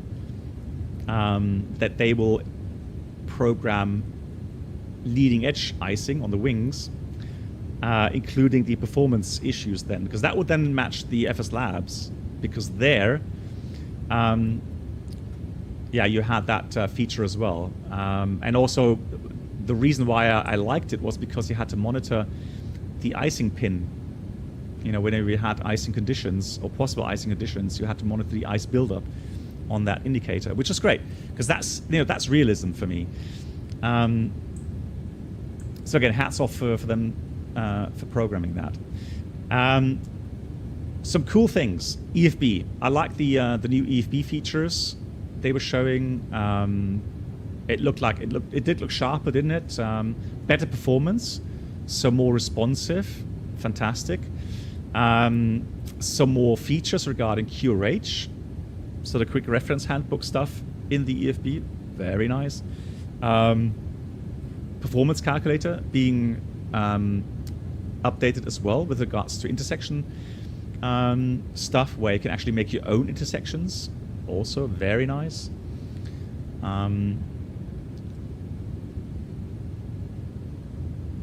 What else did they say about the EFB? Yeah, some more settings are available now regarding I don't know exactly. So there's lots of stuff that you can then set through the EFB now. Some more options. Yeah, more responsive. Yeah, I said that. Yeah, exactly. Yeah. Oh, there he is.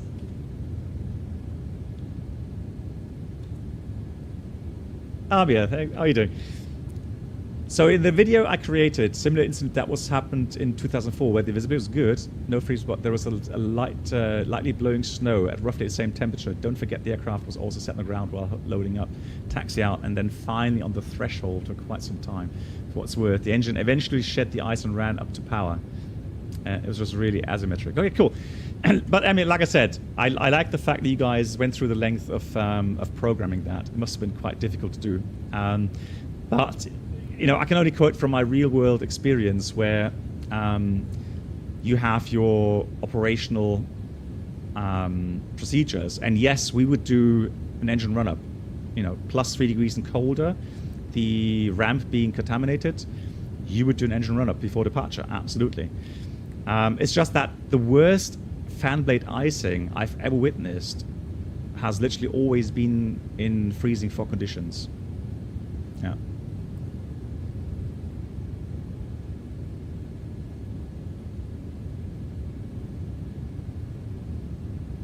Oh, okay. Well, then I'm relieved. So Cyanide, so the Army of the developer says that they've done some tuning, or lots of tuning, to make sure it's not overdone.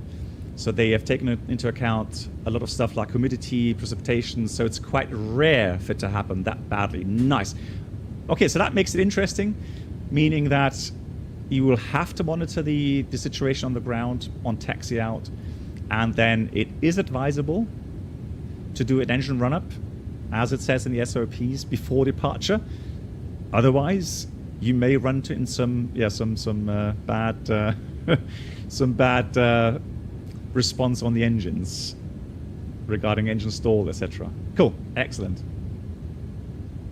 Yeah, so Amir, I'm very, very intrigued and curious about the new engine model regarding the values, engine fuel flow, pitch and power values you've done as well.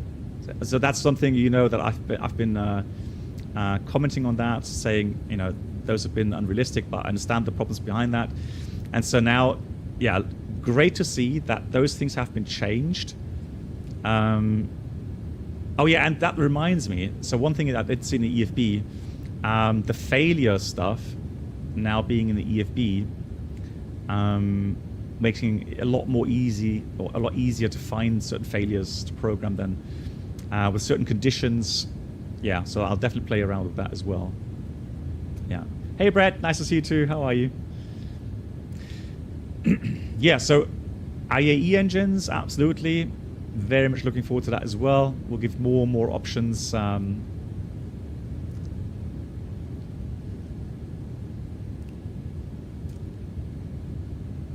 Yeah, we'll do, Amir. Yep, I will do so. Yeah, thanks again. And thanks for just hopping in here to, I know you're very busy, but thanks for hopping in here and letting us know about the icing stuff and taking away the worry that I had about it happening too much. Fantastic. Thank you so much.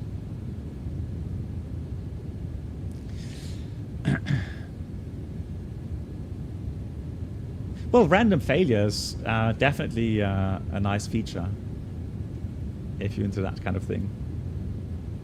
Very cool indeed. Ah, nice, Cyanide. GG's. Good on you. Good on you. Perfect. Nice. Now, I am working currently... Oh yeah, so guys, did I miss something else regarding yesterday's video? Because like I said, the other big stuff was the engine models, pitch and power values regarding, you know, flap settings, drag model. So the VNAV descent is supposed to work better now. Yeah, lots of stuff to look forward to and try out. So definitely... Yeah, Krishu, I will second that. And Bear Up a Tree, hello. Yeah, the voice announcements. Yeah, you're right. So the voice announcements, you can do your own voice announcements. I'm looking forward to that because on the FS Labs, we actually saw the community make lots of different airline announcements. And that really, really did increase the immersiveness. So that's something to look forward to.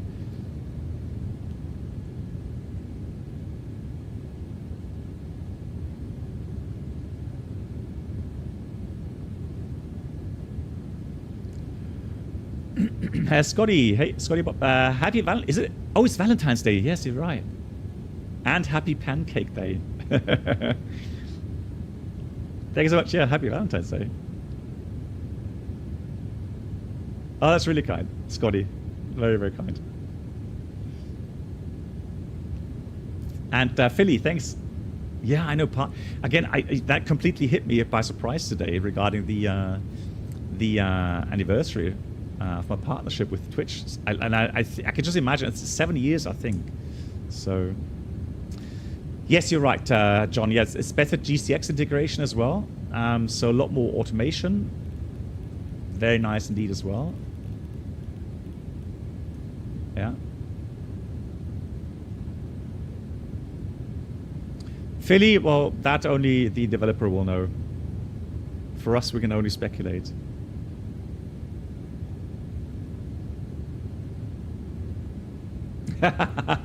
Avenger, no, I talked to my wife about that. We've both agreed that Valentine's Day. Hey, Evers fan, the Valentine's Day is something that should be celebrated more than just once a year. All right. If you just buy your Valentine chocolate and flowers only on the 14th or on Valentine's Day, I'm not sure if that's such a good thing. So there we go. Yeah, Evers fan, we talked about it just now. Yeah, and we had just had Amir, so the developer, pop in to correct on a statement that I made regarding, or a thought I had regarding the fan blade icing being overdone on the ground, and then having like fan blade icing too often. But he said they made sure that it doesn't happen. So so that's great.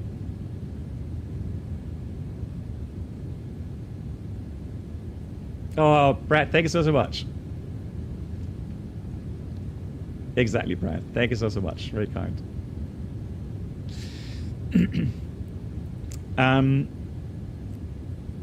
Cool. I am definitely looking forward to many more, new stuff coming out in the flight sims. And we talked about some stuff regarding the PMG 777. And since I am rated on the 787 and theoretically also on the 777, I am planning to, of course, bring out some stuff for the 787 and 777.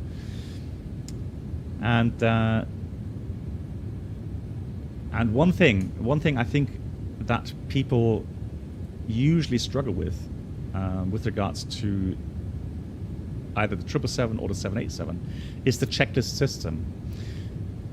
And believe it or not, that's actually quite a topic when you start training and do your type rating. That is actually a big topic. So I am preparing some stuff for it. And so what we'll do, so this will be a tutorial for the 777 for the normal electronic checklist. So the it's very easy to use if you know and understand the logic behind it. And so what we normally do when we get into the aircraft, we go into the reset menu first of all to reset the checklists. And where would you find that? So if you go to checklists,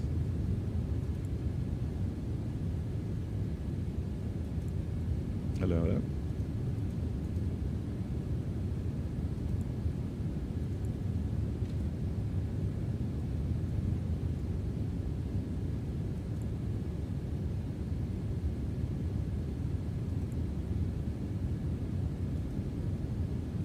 There we go. So yeah, because we got the engine page now, so that doesn't work. If it's on left, you can't switch off the engine page, so that's why you have to select right.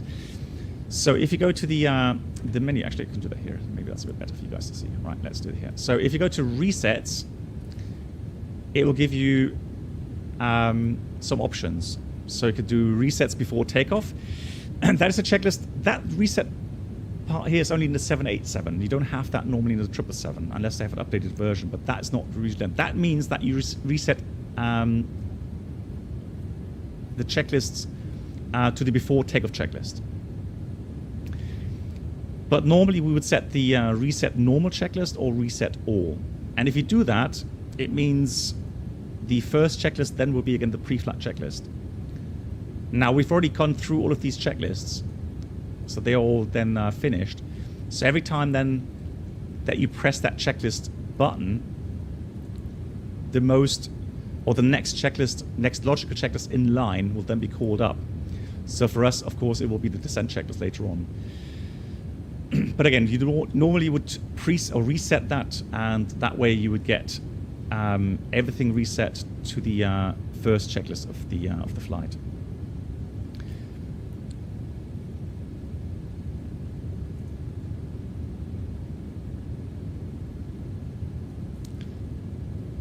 One thing you have to be careful with when you go through these checklists is don't go through them too quickly.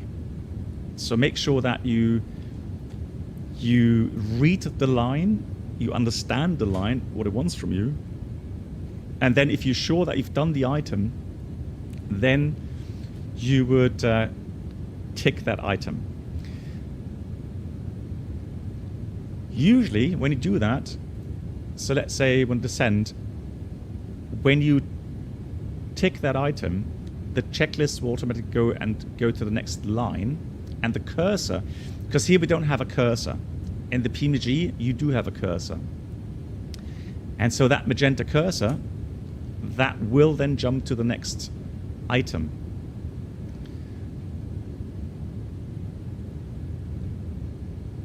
Once you've gone through all of the items, you will get then the checklist completed message at the bottom. All right. Hey, Haley Pilot, thank you. Hey, Nalok, take care. Sanders, Sanders, hello to you. How are you? So once all of the items are ticked and the lines are green, you will get the checklist complete prompt there. Another very important thing to point out is that there are monitored or self-sensed items. So for example, landing gear and flaps is self-sensed. Right? There's many items. So for example, here we saw that, you can see that here on the flight deck door, trim and beacon, it's self-sensed. You can't tick that off yourself, so you have to switch the switch on physically to get that then ticked. What happens, however, if, for example, then on the pre-flight checklist, you forget the pre-flight checklist, and then you taxi or you push back, and on the 777, for example, there's two items where you cannot tick those off. Those are self-sensed, i.e. the parking brake and the fuel control switches, right? So that means you cannot complete the checklist in a normal manner. That doesn't work. And then the problem is the checklists can't be sequenced correctly. So that every time you press on that checklist button, you will then get back to the open checklist. But that's something that you don't want. So there's something to do, and that is called item override. And I can demonstrate that here. And in that same instant, I can show you the checklist reset button there as well. So let's say you've done something wrong, right? In the sequencing, or you ticked off something you shouldn't have, whatever. For whatever reason, you want to restart the whole checklist. You would then press checklist reset. And you can see now, apart from the self-sensed items, all of the open items then are not ticked anymore. So now, for example, we would go through that, right? And we can see, well, trim, well, we can't tick off trim. All right? We can't tick that off, and so we can't get the checklist completed. Well, then there's something we could call and do the item override. So we can do trim item override. And now that is in cyan colors, but we've overridden this item. And now again, we've got the checklist complete, meaning we can go through normal sequencing again. So that's very important. I mean, it's one thing to forget something in a checklist, or you forget do a checklist in a certain order. That's one thing, but the problem is that you need to correct that. Now, let's say I'm doing a big mistake and I'm resetting normal checklist, and now, oh darn, everything's reset. Right? So by logic, every time that I press that button, checklist, it always jumps to the pre-flight checklist now. And so I can't really go, well, I can get to the descent checklist by going and selecting it manually, but every time that I go through the normal checklist prompt, it will then pull me back to the pre-flight checklist. Very annoying. So how do we correct that? Well, we can now do the complete checklist reset, the complete checklist override. So we don't have to do and press override on each item. We'll just do the complete checklist override. All right, and it will say checklist overridden. However, now it will then go and sequence the checklist to the next logical checklist, which is the before start checklist. And again, I'm going to go and checklist override, checklist overridden. Oops. All right, and again, next logical checklist is the before taxi checklist. Checklist override, checklist overridden. So, and I can also just press normal. I don't have to go checklist on off all the time. I can just press normal button there as well. That will jump us and bring us to the next logical checklist.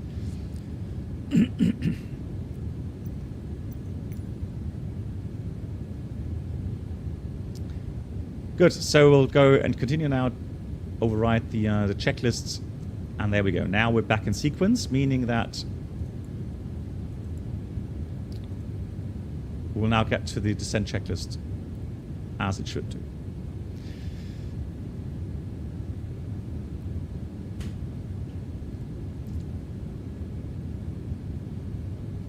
So I hope that cleared up a few points, what these little menu buttons there mean.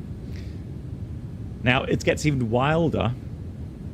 It gets wilder with the non-normal checklists. Now we're not going through that today because, again, that's a lot more complicated. Yeah. So the thing is, I know that a lot of people already struggle with the normal checklist system. And since the 777 and the 787 are very similar, actually pretty much the same on the logic, yeah, now at least you know what these different buttons actually mean. For the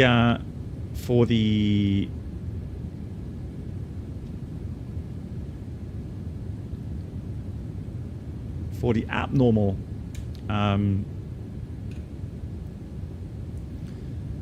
or the non-normal checklists, it's a very, very interesting system, and if you know how to use it correctly, it really helps you in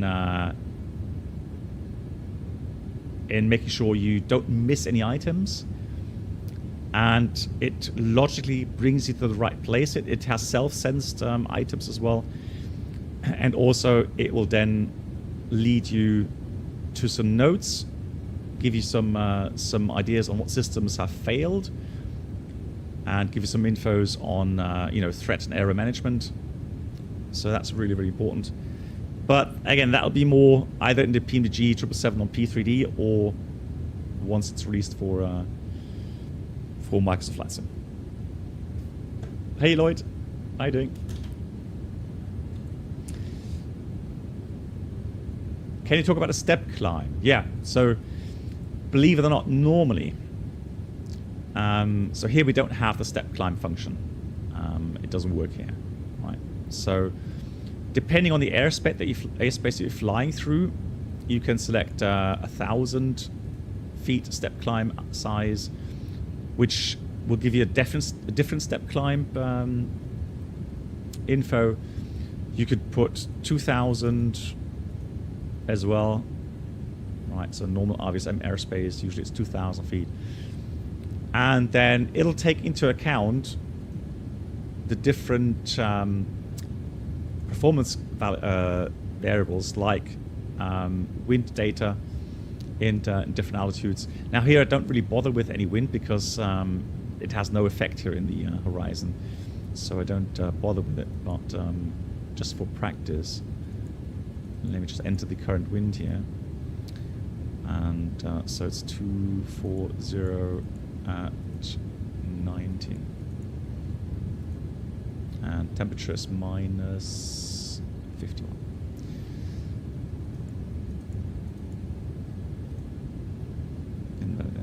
Oh, altitude. Hang on. So 400. I'm sure you don't have to do that in real life. But anyways, for us it's uplinked anyways. We don't normally type those in. We press wind update uplink, and that's it.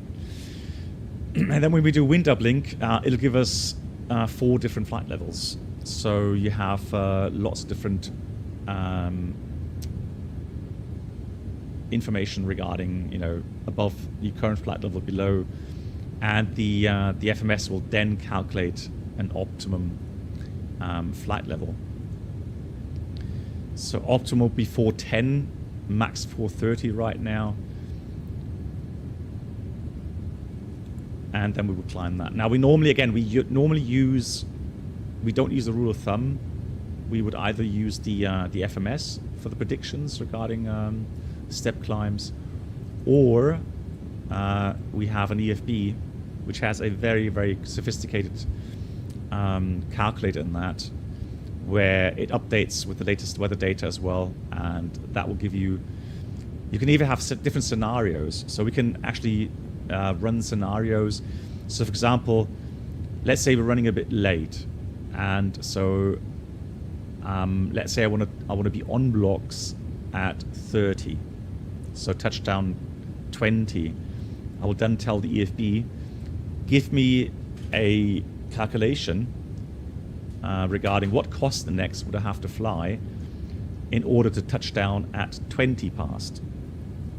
Now this will be not possible now on the short remaining flight time, but if you've got like another 7 hours to fly or even longer, then yeah, you can adjust the cost index and then reach that goal by touching down at 20 past. And then it would maybe say, instead of flying cost index 80, fly cost index 300 or something.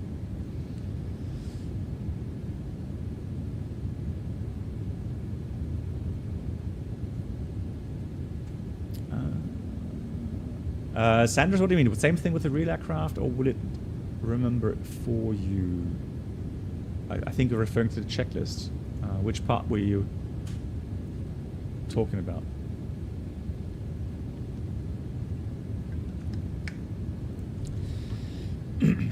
Well, in general, with the step climbs, I would go with the optimum level. And there's a rule of thumb for us on the 320, for example, was that when your optimum is, or when you are, no, when you optimum, let's say the next level will be 410, right? So when the optimum reaches 405, so 500 feet below the actual optimum level, then you would start your climb. Now, on long-range aircraft, it's a bit different. But again, here we don't use rule of thumb. We have different means of calculating the step climbs. But yeah, on a long-range flight, 10-hour flight, it's typical that you have 2 to 3 step climbs on the way. Although, I have to say again, the 787 rarely takes on a full fuel load of 101 ton, I think it is altogether.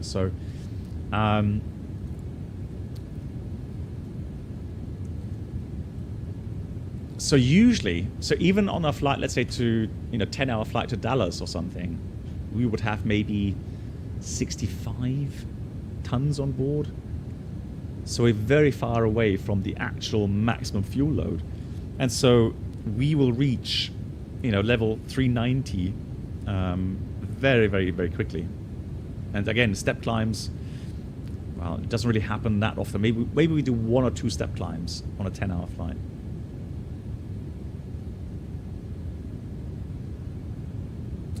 So the checklist, when you click on the checklist button several times to get to the correct. No, so that's the thing. So we call it checklist hygiene, right? Funny name, but this is something in the 787 and 777 you have to be absolutely strict with, because you want to be. Sometimes situation requires quick call up of the checklist, and you just want to make sure that whenever you click on the checklist button, it calls up the correct checklist, and you don't have to start searching for certain checklists. So that's why, if you do mess up a checklist, if you don't sequence it correctly, whatever, there are means of correcting it, like item override or checklist override, and then you can at least get back to the logical sequencing, and that's very important. Yeah, right. Hygiene is often used as well. Yeah, I know that. Yeah. If you change the cost index, then the fuel planning which you did becomes invalid. Does the EFB update the fuel? Yes, exactly. So OIST, the thing is this. So I mean, it's a very expensive software. So it will not only give you a new estimate, it will then of course adjust the arrival fuel as well. And I can tell from experience, the calculations are phenomenal. They are extremely exact. So something other has to come into play, like wrong wind data, or just the wind being a lot different than what you actually had planned with. Then the arrival fuel will differ, but normally these calculations are extremely accurate. Yeah. Oh, sorry. So Collimato, how you doing? Is the 900 your preferred variant? Well, Collimato, at the moment, the 900 is only the one I'm flying. I personally, I'm not really a fan of the 8, so dash 8. Whoop. Hello. There we go. So the, if I see a dash 8, so 77 dash 8, it just feels short. It just doesn't look pretty. So the dash 9, I think looks very elegant. And yeah, the dash 10 is obviously like a 300 ER, 777 300 ER. That does look huge then. Yeah, OIST, I think so too. Yeah, it's in German though. I mean, well, you can put the translation on, right? Yeah, he did a fantastic video on that. Yeah, and I could hear from his commentary that he's quite envious of the 787. So, but yeah, I can tell you that from passenger point of view, he did point out the advantages of that aircraft regarding efficiency, the passenger comfort level, and so on. And I can comment from the pilot point of view, and I've said it many times. The flight deck of the 787 is very, very, very nice. It's very futuristic, and every time I walk into the flight deck of a 787, yeah, it looks like you're entering a spaceship. It really does. I just love the artwork behind it, and the elegancy, and yeah, in flight is very quiet, huge windows. It's beautiful. It's a very, very nice workplace. When did Qantas change to non-stop? Well, whenever they got their 777s. Yeah.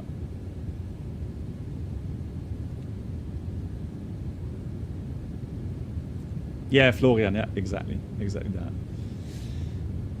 that. So you want to learn the A320 really in depth and fly it as realistic as that. What can I do? Well, go to my YouTube channel, and at the moment, unfortunately, well, search my. Hang on, let me just. I'm sure I have a playlist. So there is a playlist, and I've got. So ignore the. Here, for example, there is a playlist regarding 320. I know it's the FS Labs. I know. Doesn't matter, because the Phoenix has the same kind of level of depth, and the Phoenix is based on pretty much the same aircraft type or aircraft model. So you can use those videos and yeah, and learn. And then there's just go through, you know, on my channel. Just look for the 320. I've covered pretty much everything. How to use wing anti-ice, how to program the MCDUs, and so on. There's really well, I don't know how many hundreds of videos there, but yeah, lots.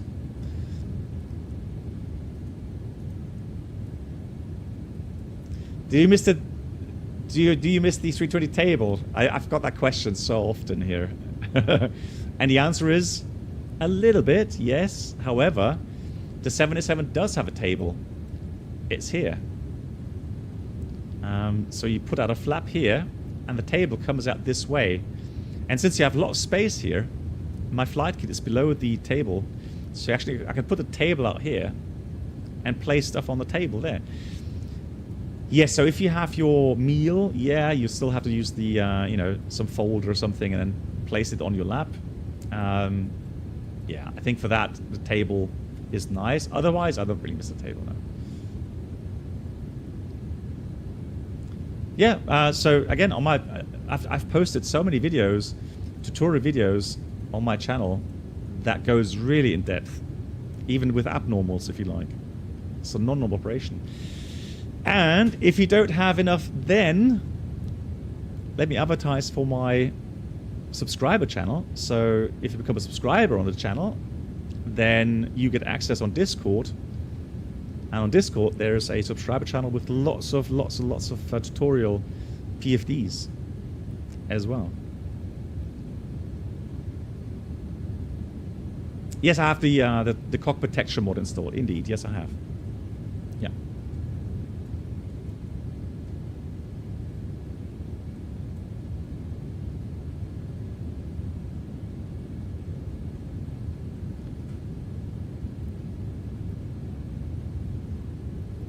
Now, I think the flight was to Perth. So the that video was a flight to Perth, yeah. Exactly. Cool. Actually, what's the remaining flight time? 55? Oh, wow, an hour has already passed. Well, let's prepare for the landing, shall we? Golly. Right. So if we go through the flows, so 787 flows, then we've got that done. So for the descent, we'll prepare everything now for the descent items. So there's usually 3 big blocks, right? One of them is the approach itself. So let's program the approach. Oh, I think that's why probably the estimate isn't quite 100% correct, because normally I would program a approach very soon after takeoff. So the current weather in Mexico. Let's have a look here. Hold on. Let's have a look. Mexico. Arriba. Weather is 260 at 5. 6 miles. Scale at 10,000. 21.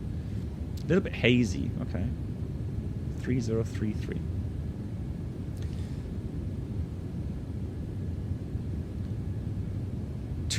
at 5. Right, that would actually give us runway 23. But usually, hang on, let me just check what they are landing in real life. Let me check what they are landing on real life. At the moment.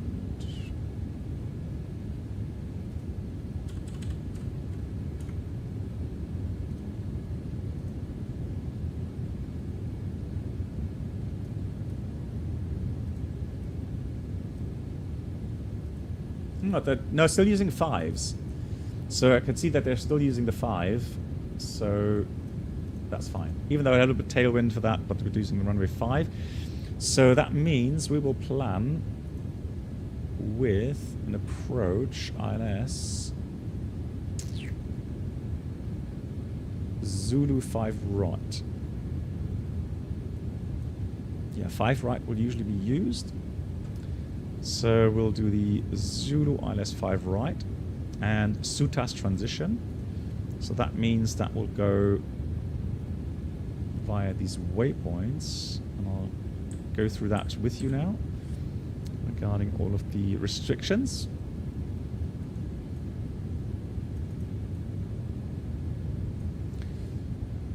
So first of all, the arrival routing. So in Naga, at level 300, exactly, correct. Then Mike X-ray 751, 270 above is correct. Then 753, 755 at 18,000 feet and 230 knots. Then next 757, and the next restriction is then 759, still at 18,000. Then it gets more interesting. Almis, speed 210 maximum, and at 14,000. Then 717 at or above 12.5. SUTAS, max speed 190, 11,000 above. And from SUTAS, we have transitioned to the ILS. So 11,000 until we hit Mike X-ray 9. Oh, wait, disregard.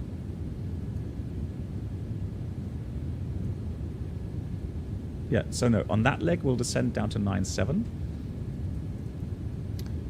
9,700, correct. And then we step down to 8,900.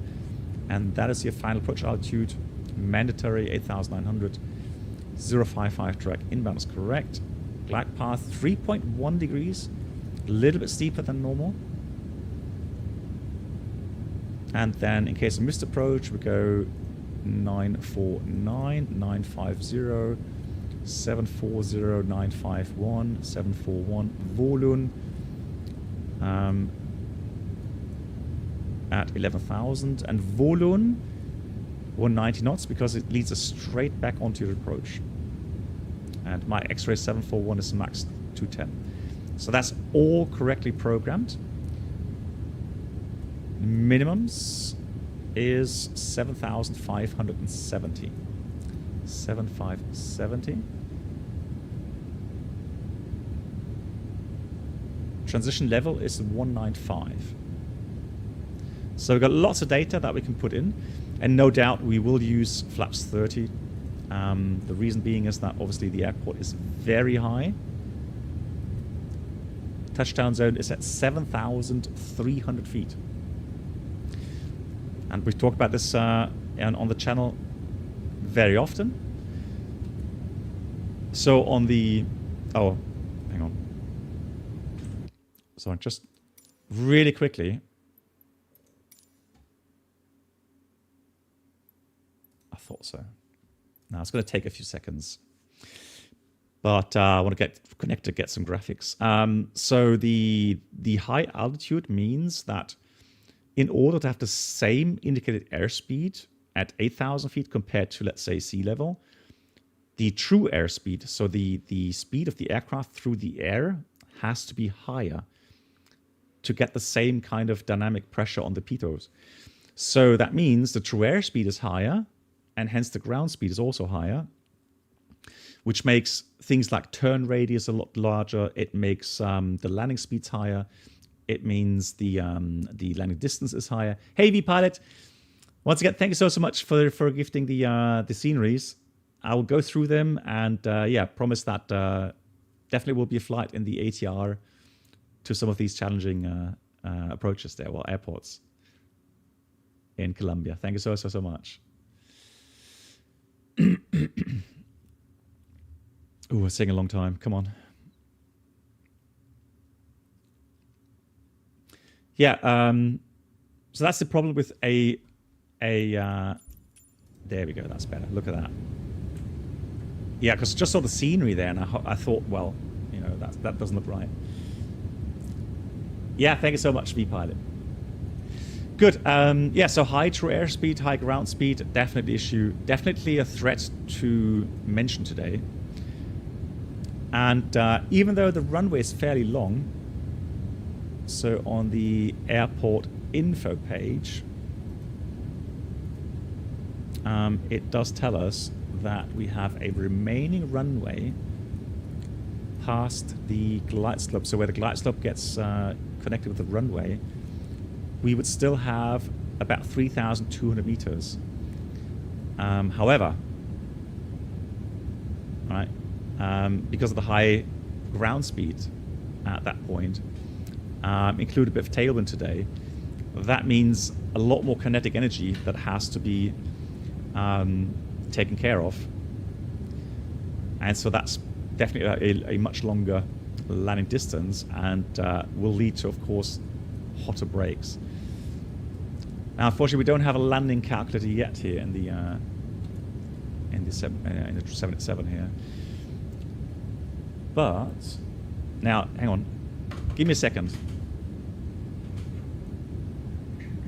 Let me get my real world calculator.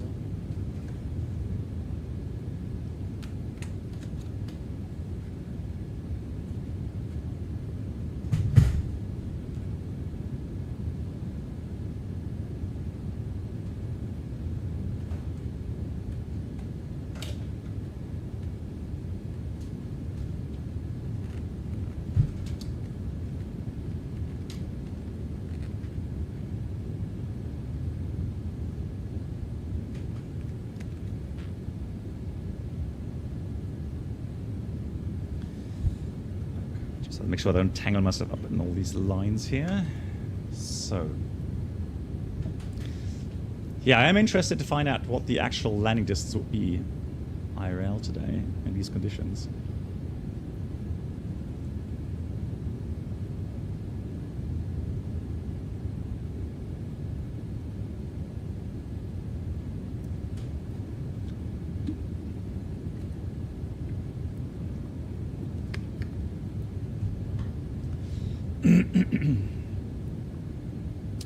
Bear up a tree. Just figured out why my 320 didn't descend on its own. Okay, cool. Happy to hear that you found it out. So, Mexico. Arriba, Mexico. 5 right. Wind. Well, the best thing to download it is there is it's called Headwind Installer. Headwind Installer. Try that. And through the Headwind Installer, you can install the texture mod, you can install the aircraft, and then you will get infos about updates as well. So we said it's 260 at 5. Temperature is 21.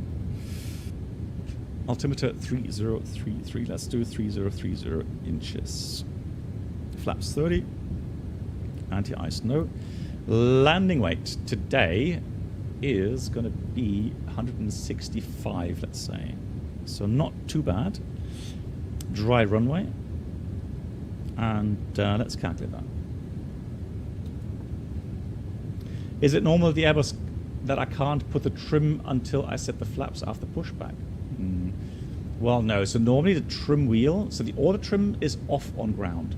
So on the 320, you should be able to use the trim wheel to set the trim. Even before... Oh, I know why that's the case. No, because of the hydraulics. Yeah. Yeah, that's true. No, that's correct. Disregard my first comment. No, here it's the Airbus does hydraulically driven stabilizer. So yes, so that would be normal. Yes. My flow profile can be found on my Discord server. If you go to my Discord server, Blackbox711, actually just type !Discord here in the chat. You'll get the link, and then you will go there. Exactly. Thank you, Bob. And then on my Discord server, go to the Flight Sim Help section. Flight Sim Help. And there's a thread regarding the app. And if you have any questions, don't hesitate to ask. Good. So, believe it or not, a auto brake 3 with these conditions today in real life would give us 2,800 meters. Which actually would put us right onto Taxiway Hotel. And that is very convenient. So Foxtrot or Hotel.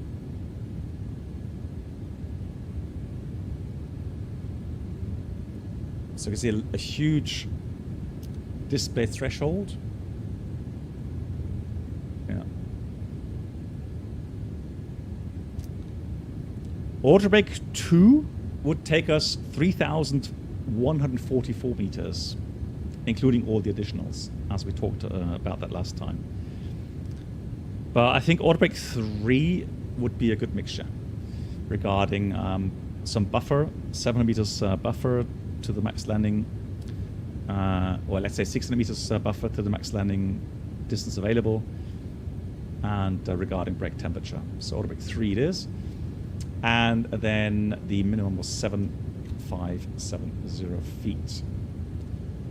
That's going to take a while, isn't it, to dial in? Oh my god.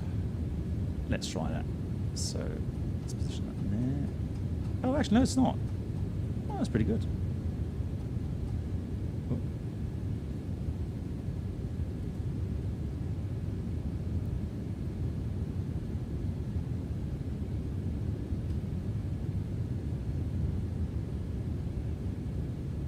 I'll take that back. That actually went really quickly.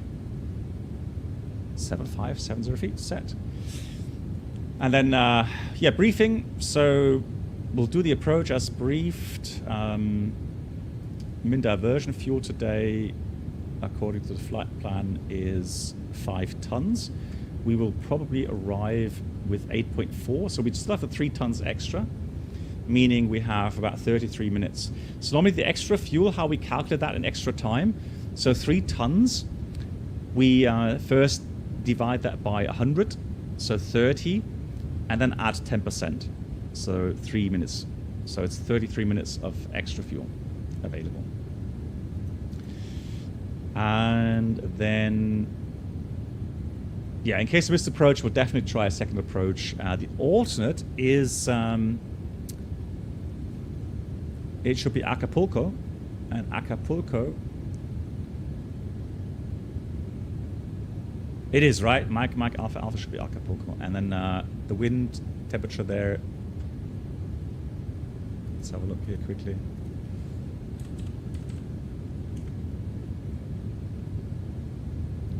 Yeah, weather is fine. A bit hazy, but no threats whatsoever. That's good. Cool. I'm not losing any upload packages. So, Bob, I'm afraid it must be on your end.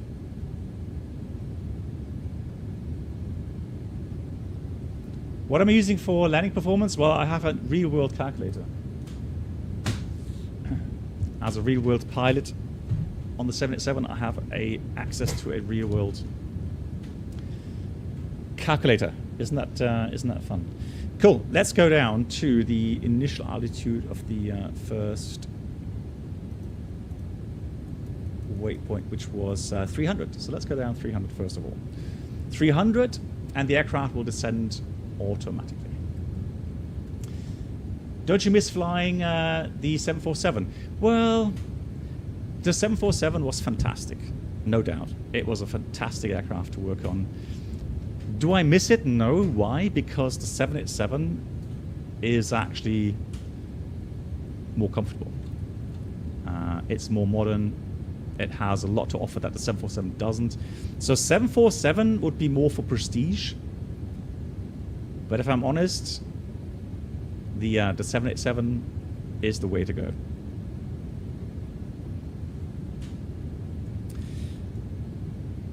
Cool. Let's have a look. So we've done that. Preset the altimeter, which is 3033. So you can see I've set that here, 3033 preset. And down we go. Idle, VNAV path. So we've got to be careful now, make sure we don't get overspeed. So my preparations as a captain finished. And then the pilot monitoring later on will be seatbelt signs, VREF, auto brake, etc. We're going to wait with the seatbelt signs, obviously. That's more simulator style. But we've done the briefings, done our preparations, so let's go with the descent checklist. So descend, recall, checked, auto brake, 3, landing data, VREF 142, minimum 7570 feet baro set, approach briefing completed, descent checklist complete.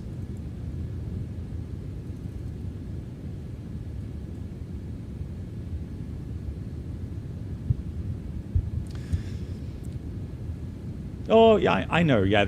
So because of the 737 MAX, and I understand the worries people have. No worries. For me, because the 787 had issues at the beginning, yes. There was an issue with the batteries.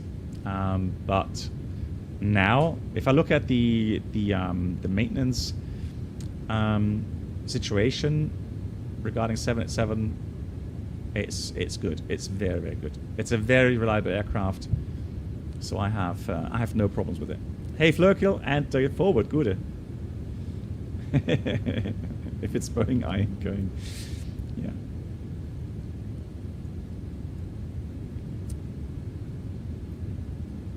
Now, I can only hope, though, for Boeing's sake, I can only hope that they learn from these issues and their mistakes, and going forward, that they seriously change some things. Yeah.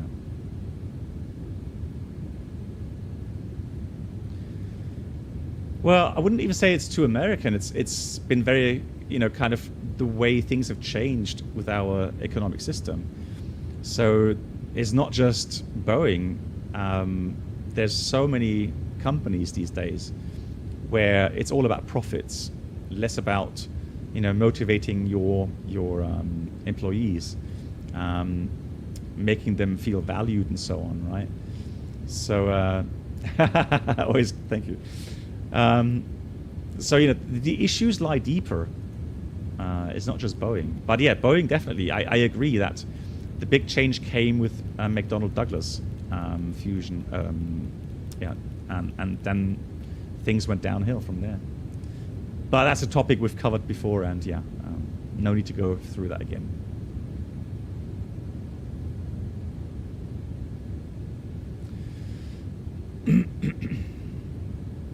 Anyways.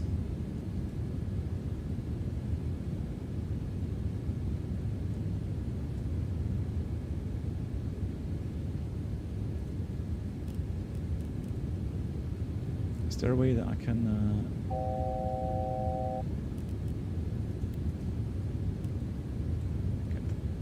lighting there, but going right. VNAV alt. So let's have a look at our approach chart here, and then we'll go down to 11,000. So let's try that. I'm just going to take that 11,000, and again we'll take VNAV. So we've got thrust idle, VNAV speed. Sorry. So idle, VNAV speed. Ooh. Now, trust me, the 787 does not descend at 6,000 feet per minute without speed brakes. No, you can't do that. That's Microsoft for you. So, however, it should. Let's see if it respects a 270 above. So it should level off here. I don't know why it dove down like that. That's quite silly. Do we have to take action? Nope. VNAV path. So it's now going to level off. I am going to take control of the speed. So I'm going to select the speed now. Already knowing that the next descends require a little bit less energy.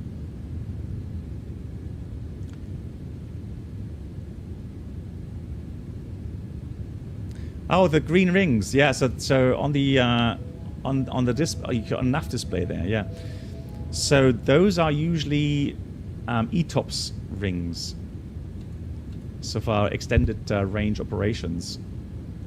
So those will normally be around our alternate airports, en route alternate airports, or the ETOPS alternates. Looks beautiful. So So it's more for situational awareness.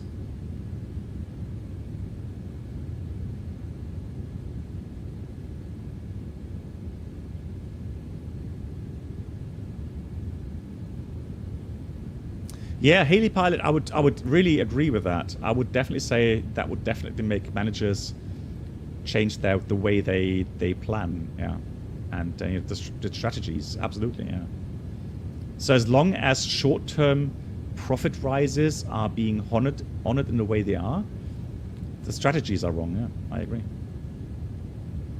And quite often, you can achieve those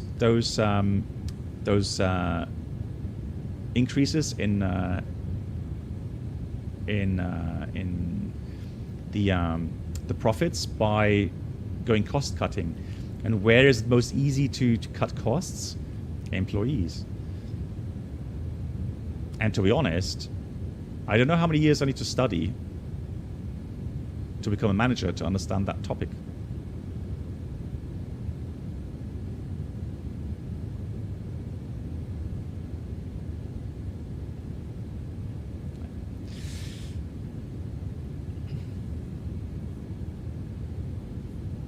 Goatfriend asks, do Russian airliners talk to ATC? Well, if they talk to the, let's say, the Finnish sector or the Tallinn sector, Riga sector, yeah, they have to talk to ATC. Yeah, absolutely. Yeah. That is international airspace with dedicated airspace centers. So yeah, they have to contact them.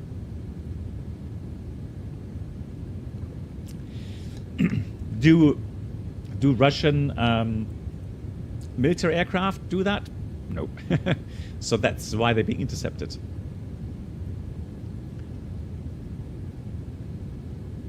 The Reykjavik? No. Keflavik, you mean? I've been to Keflavik, but not Reykjavik. Reykjavik has a very short runway.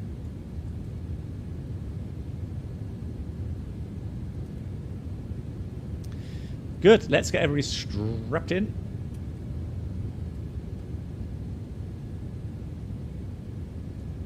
So mental picture, very important here. So threat and error management.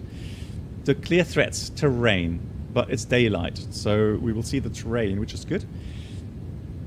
However, the biggest threat will be the high altitude. So speed management or engine management, meaning we have higher thrust setting on final, and speeds higher. There's a potential then. Usually, I would say usually on a conventional aircraft, there could be a potential if you use your normal strategy in the flare, i.e. you reduce the thrust too quickly. At this high altitude, you can then get into a position of having a hard landing very quickly. Here in the 787, it still applies regarding thrust. You still have to be careful by decreasing thrust not too quickly. Hey, Wizball, nice to see you. Thank you so much. And however, the cool thing is regarding the flare, so the pulling back on the yoke, that is very similar to what you do at sea level. Why? Because of the fly-by-wire system. Because you will command a pitch up, so a rate of pitch change. And so that's, again, very similar to the way you would do it at sea level. And that's a fantastic feature regarding the fly-by-wire system here. So the landing flare itself should feel not too different, but mentally we know we have to be careful in reducing the thrust. Yes, so usually, on departure, we talk to ATC. So we're on VATSIM. And so VATSIM has real people as well that do the flight controlling part. Yeah, this is not a game. Well, Microsoft, maybe a little bit. Or I think we can agree Microsoft Flight Sim is a little bit of a game. Okay. So just look at the latest edition regarding the Dune thingies that fly around. I don't even, what are they called? That look like helicopters. Yes, so if you know how to install the app, so you can resize it. Look, it does work. So you can make the whole picture bigger. You can zoom in. Well, to a certain level. At some point it stops, obviously. But if it's too big, you can make the whole thing smaller to a certain extent, and then zoom out as well. So yeah, you can adjust that. And again, that's so brilliant from Senshai that it's managed to do that. Absolutely brilliant. Hey Bruno, how are you? So we've done those items. Descent checklist has been completed, and next one is the approach checklist where we have set the altimeters. So let's have a look at the chart. Max 230. So I'm going to slow down. We're on path at 18,000 feet there. That's something we have to monitor now. We're going to use a little bit of speed brakes here because we are slowing down and we have to be there at 18,000 exactly.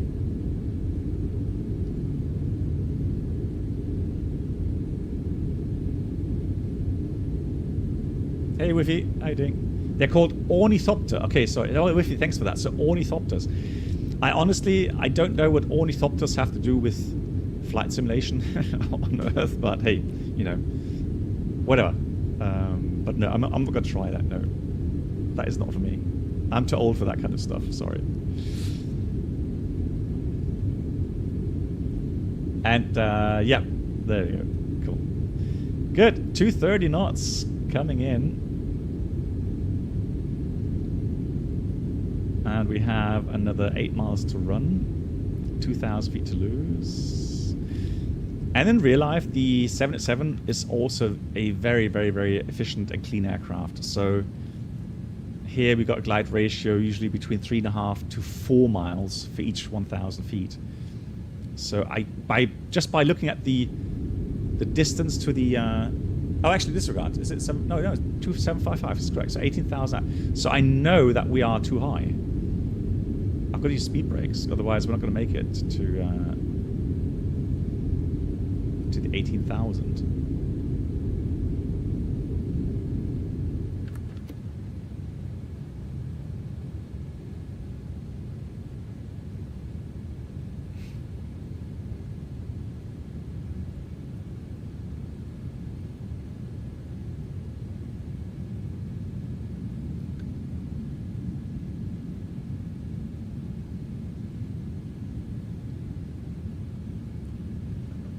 An ornithopter is an aircraft that flies by flapping its wings. Designers sought to imitate the flapping wing of birds, bats, and insects. Though machines may differ in form, they are usually built on the same scale as flying animals. Well, how would humans fit into those then? Just saying. Oh, that looks very pretty. That looks nice.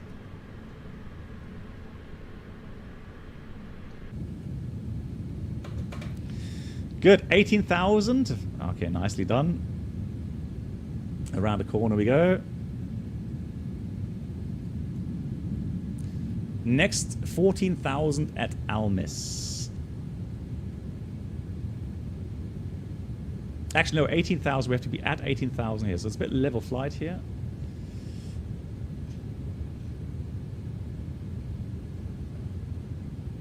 We must control the spice, yeah.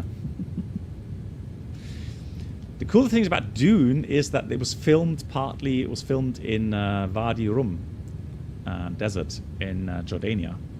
Yeah, and my wife, and myself went there last year, and it's amazing. What an amazing place.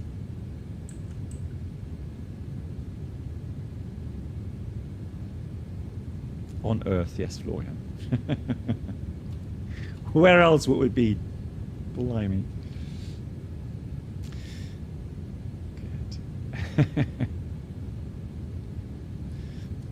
Track miles is 50. And we're only 10,000 feet above the ground. I'll switch to terrain here. Well, I'm on terrain.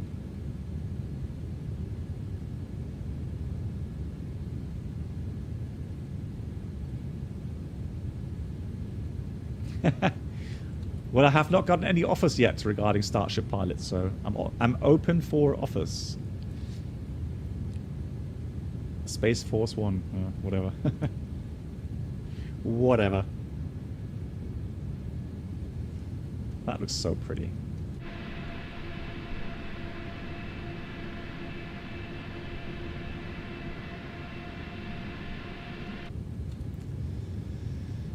Mexico traffic. Aeromexico 6288 is currently about 40 miles north of the airport, and we'll be flying the ILS Zulu 05 right in Mexico.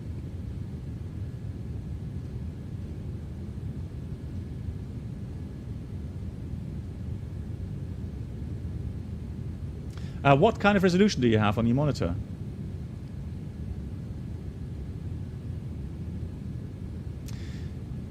Because if you're using HD, yeah, then there's a limit on that. HD is like the resolution, which will have some issues regarding the size, unfortunately. But we try to scale it around. Yeah, there we go. So using HD. So what we try to do is we try to scale it through the 2K. So 2K is like the benchmark, and then 4K was too small, and HD is a little bit too large. So essentially, I tried to do it so that but Senchai said if you have, well, if it's still causing issues, try to contact Senchai through Discord, and then maybe he's able to help. But trust me, before that it was a lot larger even, so it's good as that is. Flaps 1. Gonna start adding a little bit of drag.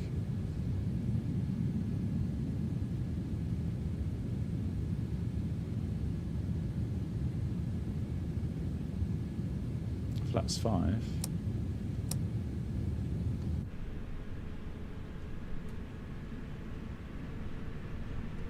Hey, I was Scotsman. Thank you. How are you?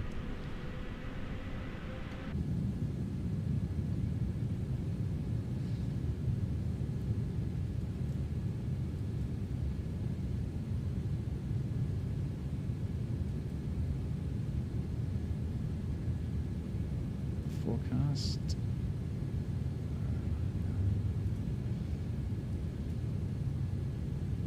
There we go. Now it's starting to send again.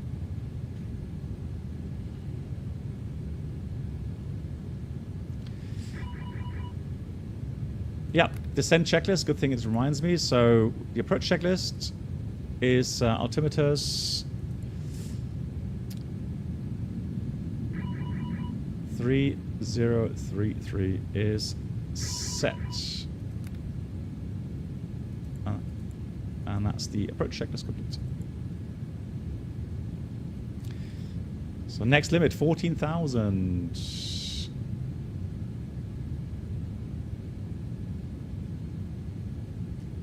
VATSIM model watching. Here it's help me out please. I know it's P3, it's still FLAI. Here I've got the from Flabberwire. What do they have?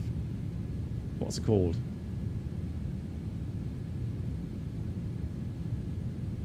FSTL. Thank you much. Thank you much, Lewis. Hey, Voyager. Hey, moin, Voyager. Seit beim Student hier. Gonna go flaps 10 here. Flaps 10.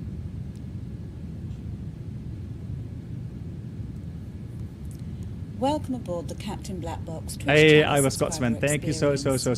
Could new subscribers please make your way to the first class Thank you cabin, for 36 months. Drinks, snacks, and premium flight entertainment will be served. Thank you. Thank you very much for that. Big shout out to Iowa Scotsman. He's also streaming on Twitch. Go and check his channel once he's streaming. You are late, Voyager. Yeah, it's unusual for me for you to be so late. What happened? Right, I've got to take a speed brakes again. It's a little bit too clean. Trying to get some energy out of the aircraft. The ILS is identified. India Mike Whiskey X-ray.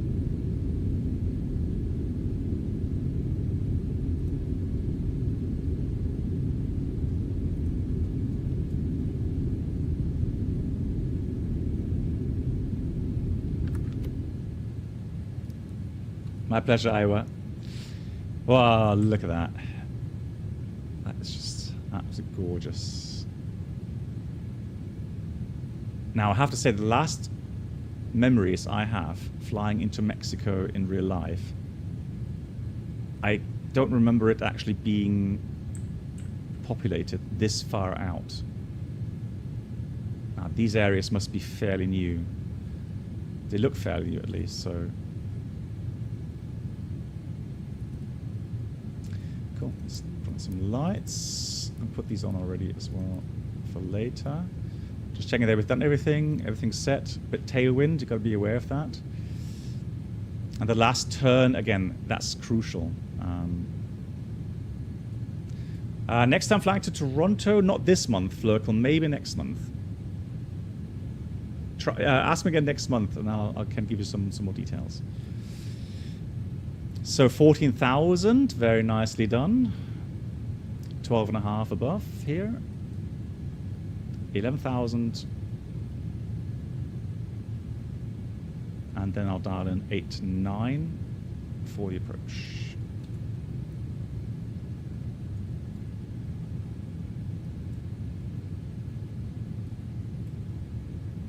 Yeah.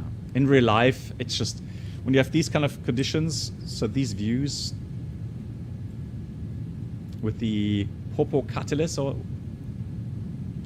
always call it Popo, and yeah, so brilliant, so nice. 12.5.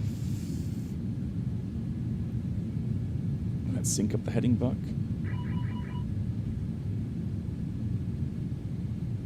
It's not fog. Well, maybe a tad. Right, let's get a little bit more drag out. It's flaps 15. Slowing down even further. Look at the ground speed. We've got indicated 170, and the ground speed is still 210. All right, true airspeed 210. That's 40 knots above our indicated, and that's the issue landing at high altitude.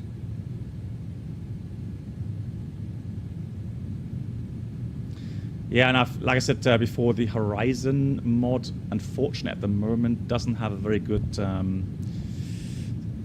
flight control simulation, so I do struggle as well here. We'll see how we manage. See if we can judge the brake a little bit. But I don't think it's going to be that pretty, to be honest. We'll see. Yeah, making excuses already. Sorry. He got back to acting. Exactly. Kit is waiting for me already.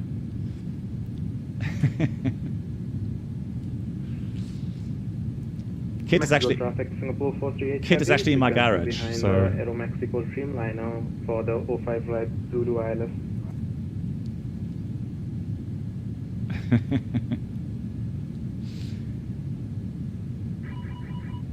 Yeah, the beeping is a little bug here.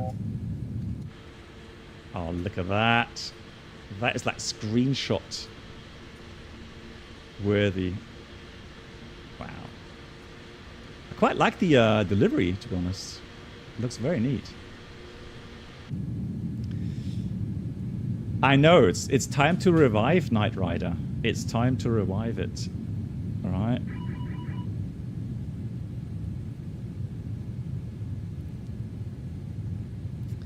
Yeah, we'll have a look. I'm not sure if Austrian is busy as well, but next flight is from Naples to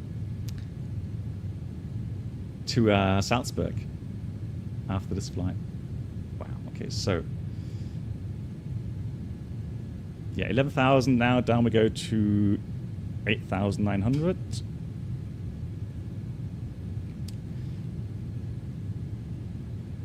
And again, still 200 knots ground speed, and we do expect a little bit of tailwind. I'm going to put the gear down now.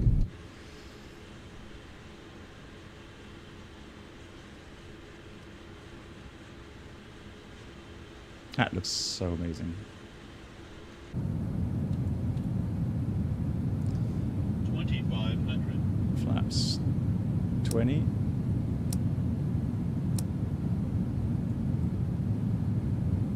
arm the approach mode. Lock glide slope. Everything indicated as it should.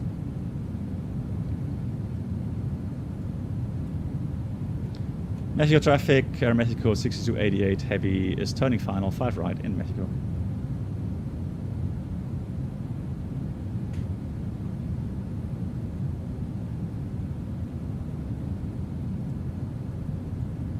Oh, that looks brilliant.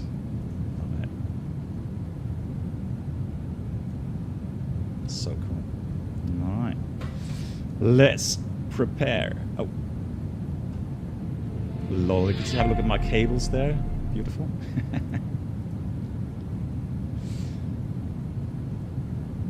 Flaps.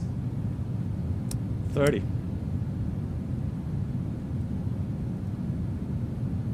147. Man, that tailwind. And again, in real life, they're still landing 5s, so... Lock.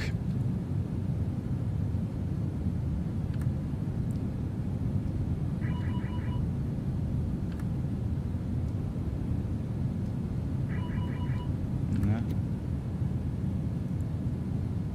So let's try and arm the speed brakes here.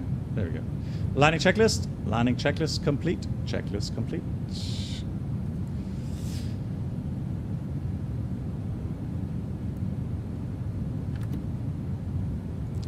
That's something I really dislike. Is there a way that I can do that?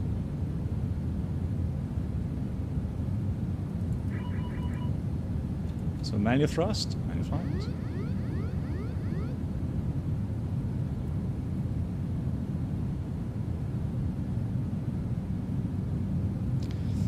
So we'll level off at 8,900 until we hit the glide slope.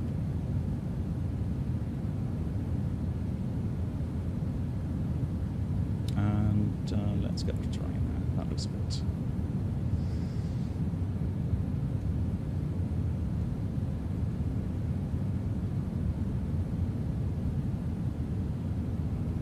I have a feeling that we have a scenery issue. That can't be right. Hang on.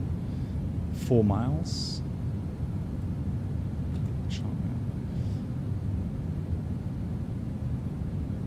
1,000. Let's check. Mexico traffic, Singapore 438 heavy, turning final for the 5 right.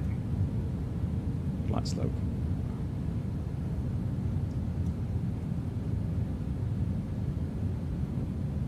Send right. So this approach, because of the ground speed is so high, you will partially need more than 1,000 feet per minute rate of descent. That is normally briefed, and that is accepted. And usually you will get a call out regarding from the EGPWS or GPWS regarding sync rate when it's more than 1,200 feet per minute. 500.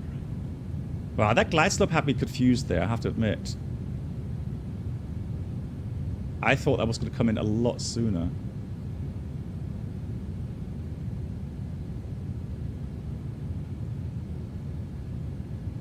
It's a bit fast. Minimum. Continue. Slightly fast as well. Wow. Oh, come on. 50, 40, 30, 20, 10.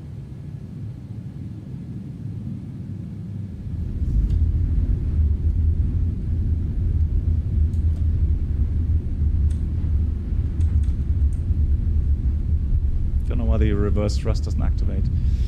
But spoilers up, reversers, no reversers. Good deceleration though. Manual brakes. Take the second to the left. That should be hotel.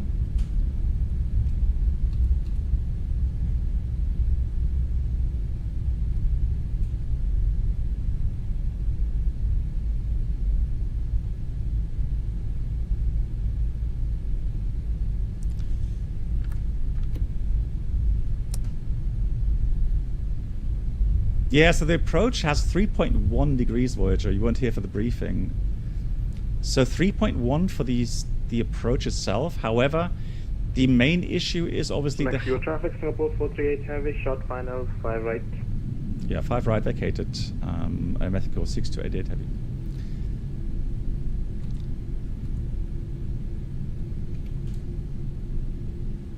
Gonna go left here. So you missed the briefing. No worries. So the thing is that the high ground speed that we have here, due to the high true airspeed, that high altitude, that's causing issues obviously then with the descent rate. So we had also 7 or 8 knots tailwind, meaning that the descent rate has to be very high.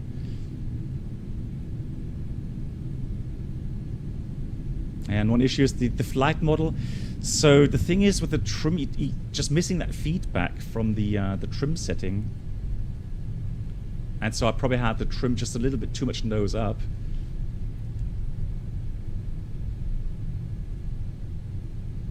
But that's just the limitations of the flight sim. So unfortunately, whoever is landing now behind me, there's not much I can see right now.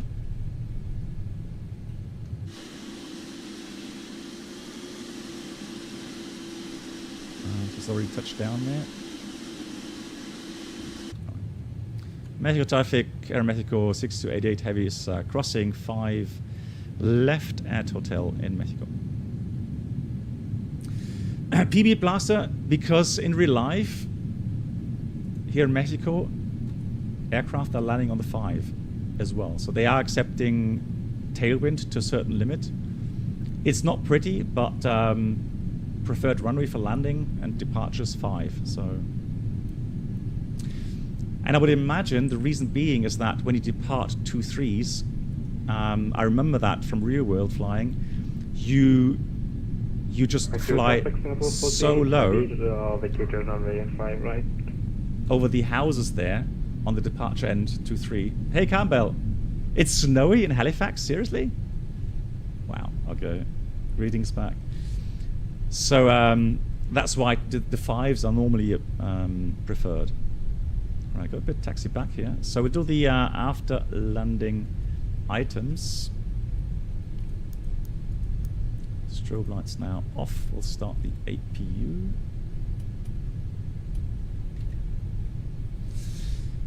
Flaps already up, and TCAS goes to transponder. We'll check the wheel page, see how the wheels are doing, the brakes are doing. They got quite warm, but not too bad. 4.4, it's not too bad.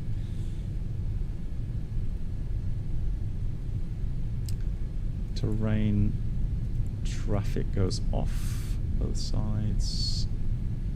So let's have a look if we missed anything.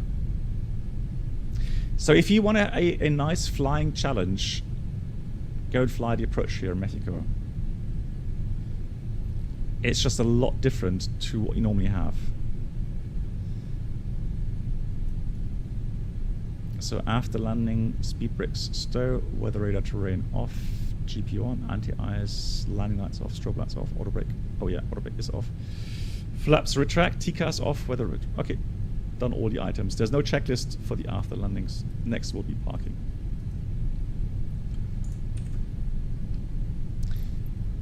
Gates. Is there no heavy? Yeah, there are. Gate 23, 22. Let's do this one here. Shall we try some GSX memes? Why not?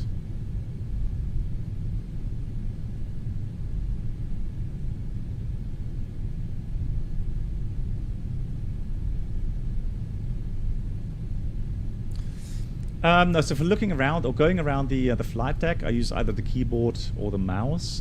The Xbox controller I have is for the outside views, really. So whenever I'm outside, that's when I use that controller. Hey Joris, thank you so much.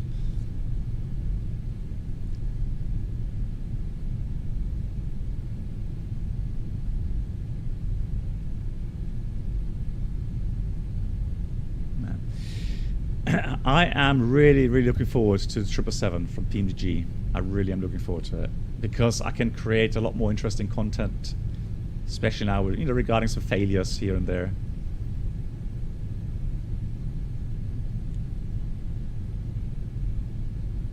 There's a follow me. Right, show me the way, Captain. Come on. Oh, God. Why is he so slow? Excuse me? Thank you. Oh, no. No.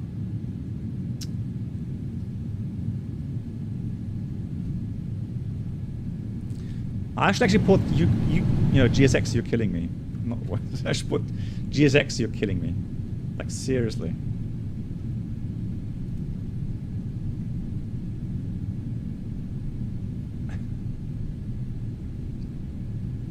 Oh, but then again, you know what? 23, where's 23?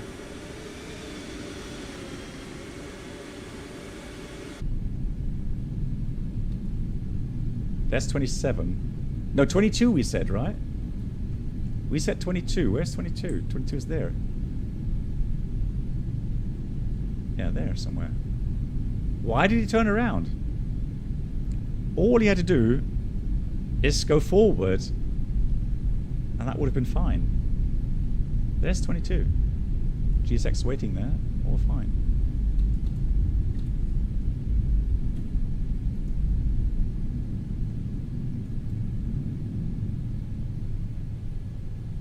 GSX. Avenger? When would GSX be correct? Like, seriously. Sanders. The alert will pop up any moment, Sanders. It just takes a while here until it pops up. But Sanders, thank you so much for the 30 Norwegian krona. That's really, really kind. Thank you very, very much for that. Big run.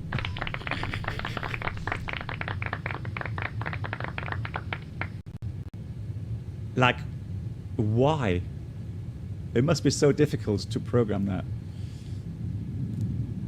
Sanders, thank you very, very much. That's really, really kind.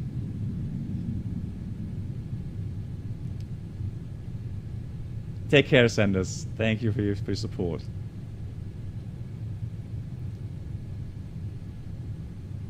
Yeah, the add-on here, it's a payware add-on, but it's okay, but it's nothing really to write home about, so.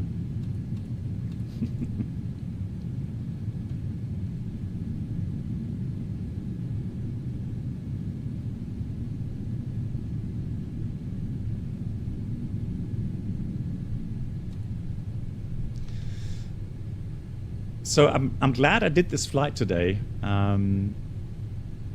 just to kind of freshen up my procedural knowledge again.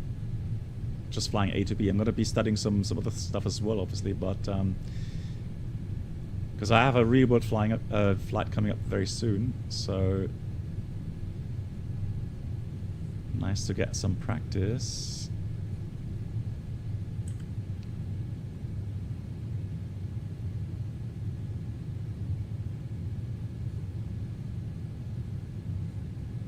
Sanders, much appreciated. Thank you so much. I love coffee. Thank you so much. Right, parker brake is set. Shut down items. Parker brake is set. And there we go. Gonna go to 1. Gonna get the external power on.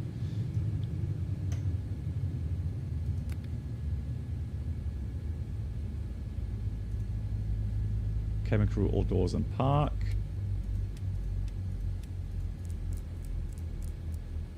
Beacon off. Transponder goes off. Flight director go off as well. 1, 2. Fantastic. They're all in park. Seatbelts off. And then we'll shoot for the shutdown checklist. And usually it's just one item open. Parking brake, set, shutdown checklist completed. Fantastic. Look at that. Oh, that was Singapore Airlines then. Okay, thanks for flying along. There was someone else flying along. Just wonder where he is. I'll just check really quickly. Where was he?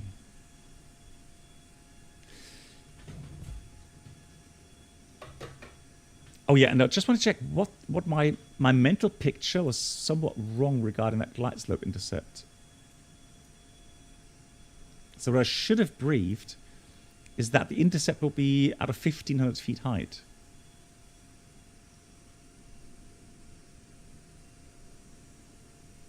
4.7 miles, yeah. But I had a feeling that the glide slope intercept was later than what it had on the chart. And that got me confused there.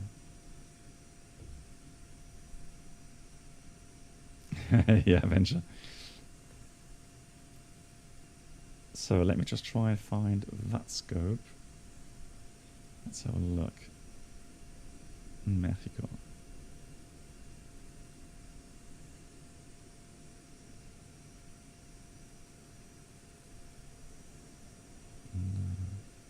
Let's go somewhere else. That doesn't seem to anybody else.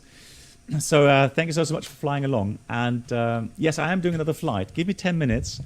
So the program for today is that we're going to go now from Naples in the Phoenix to Salzburg. Now, the thing is, I was going to go on multiplayer, but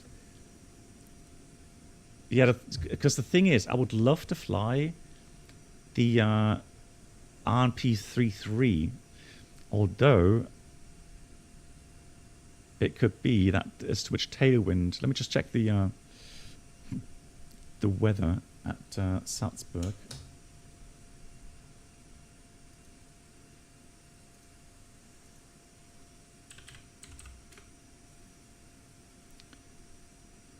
Yeah, 150 at 8. That's quite a lot for the 33. So I'm just worried that if we have control on VATSIM there, then they probably won't give us the 33 approach. That's what I'm worried about. If it's like 5 knots, then it wouldn't matter.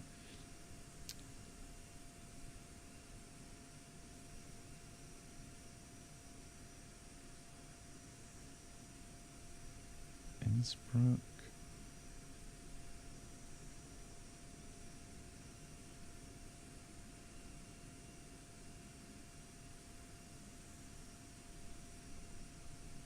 Well, I mean, they have Austrian control there.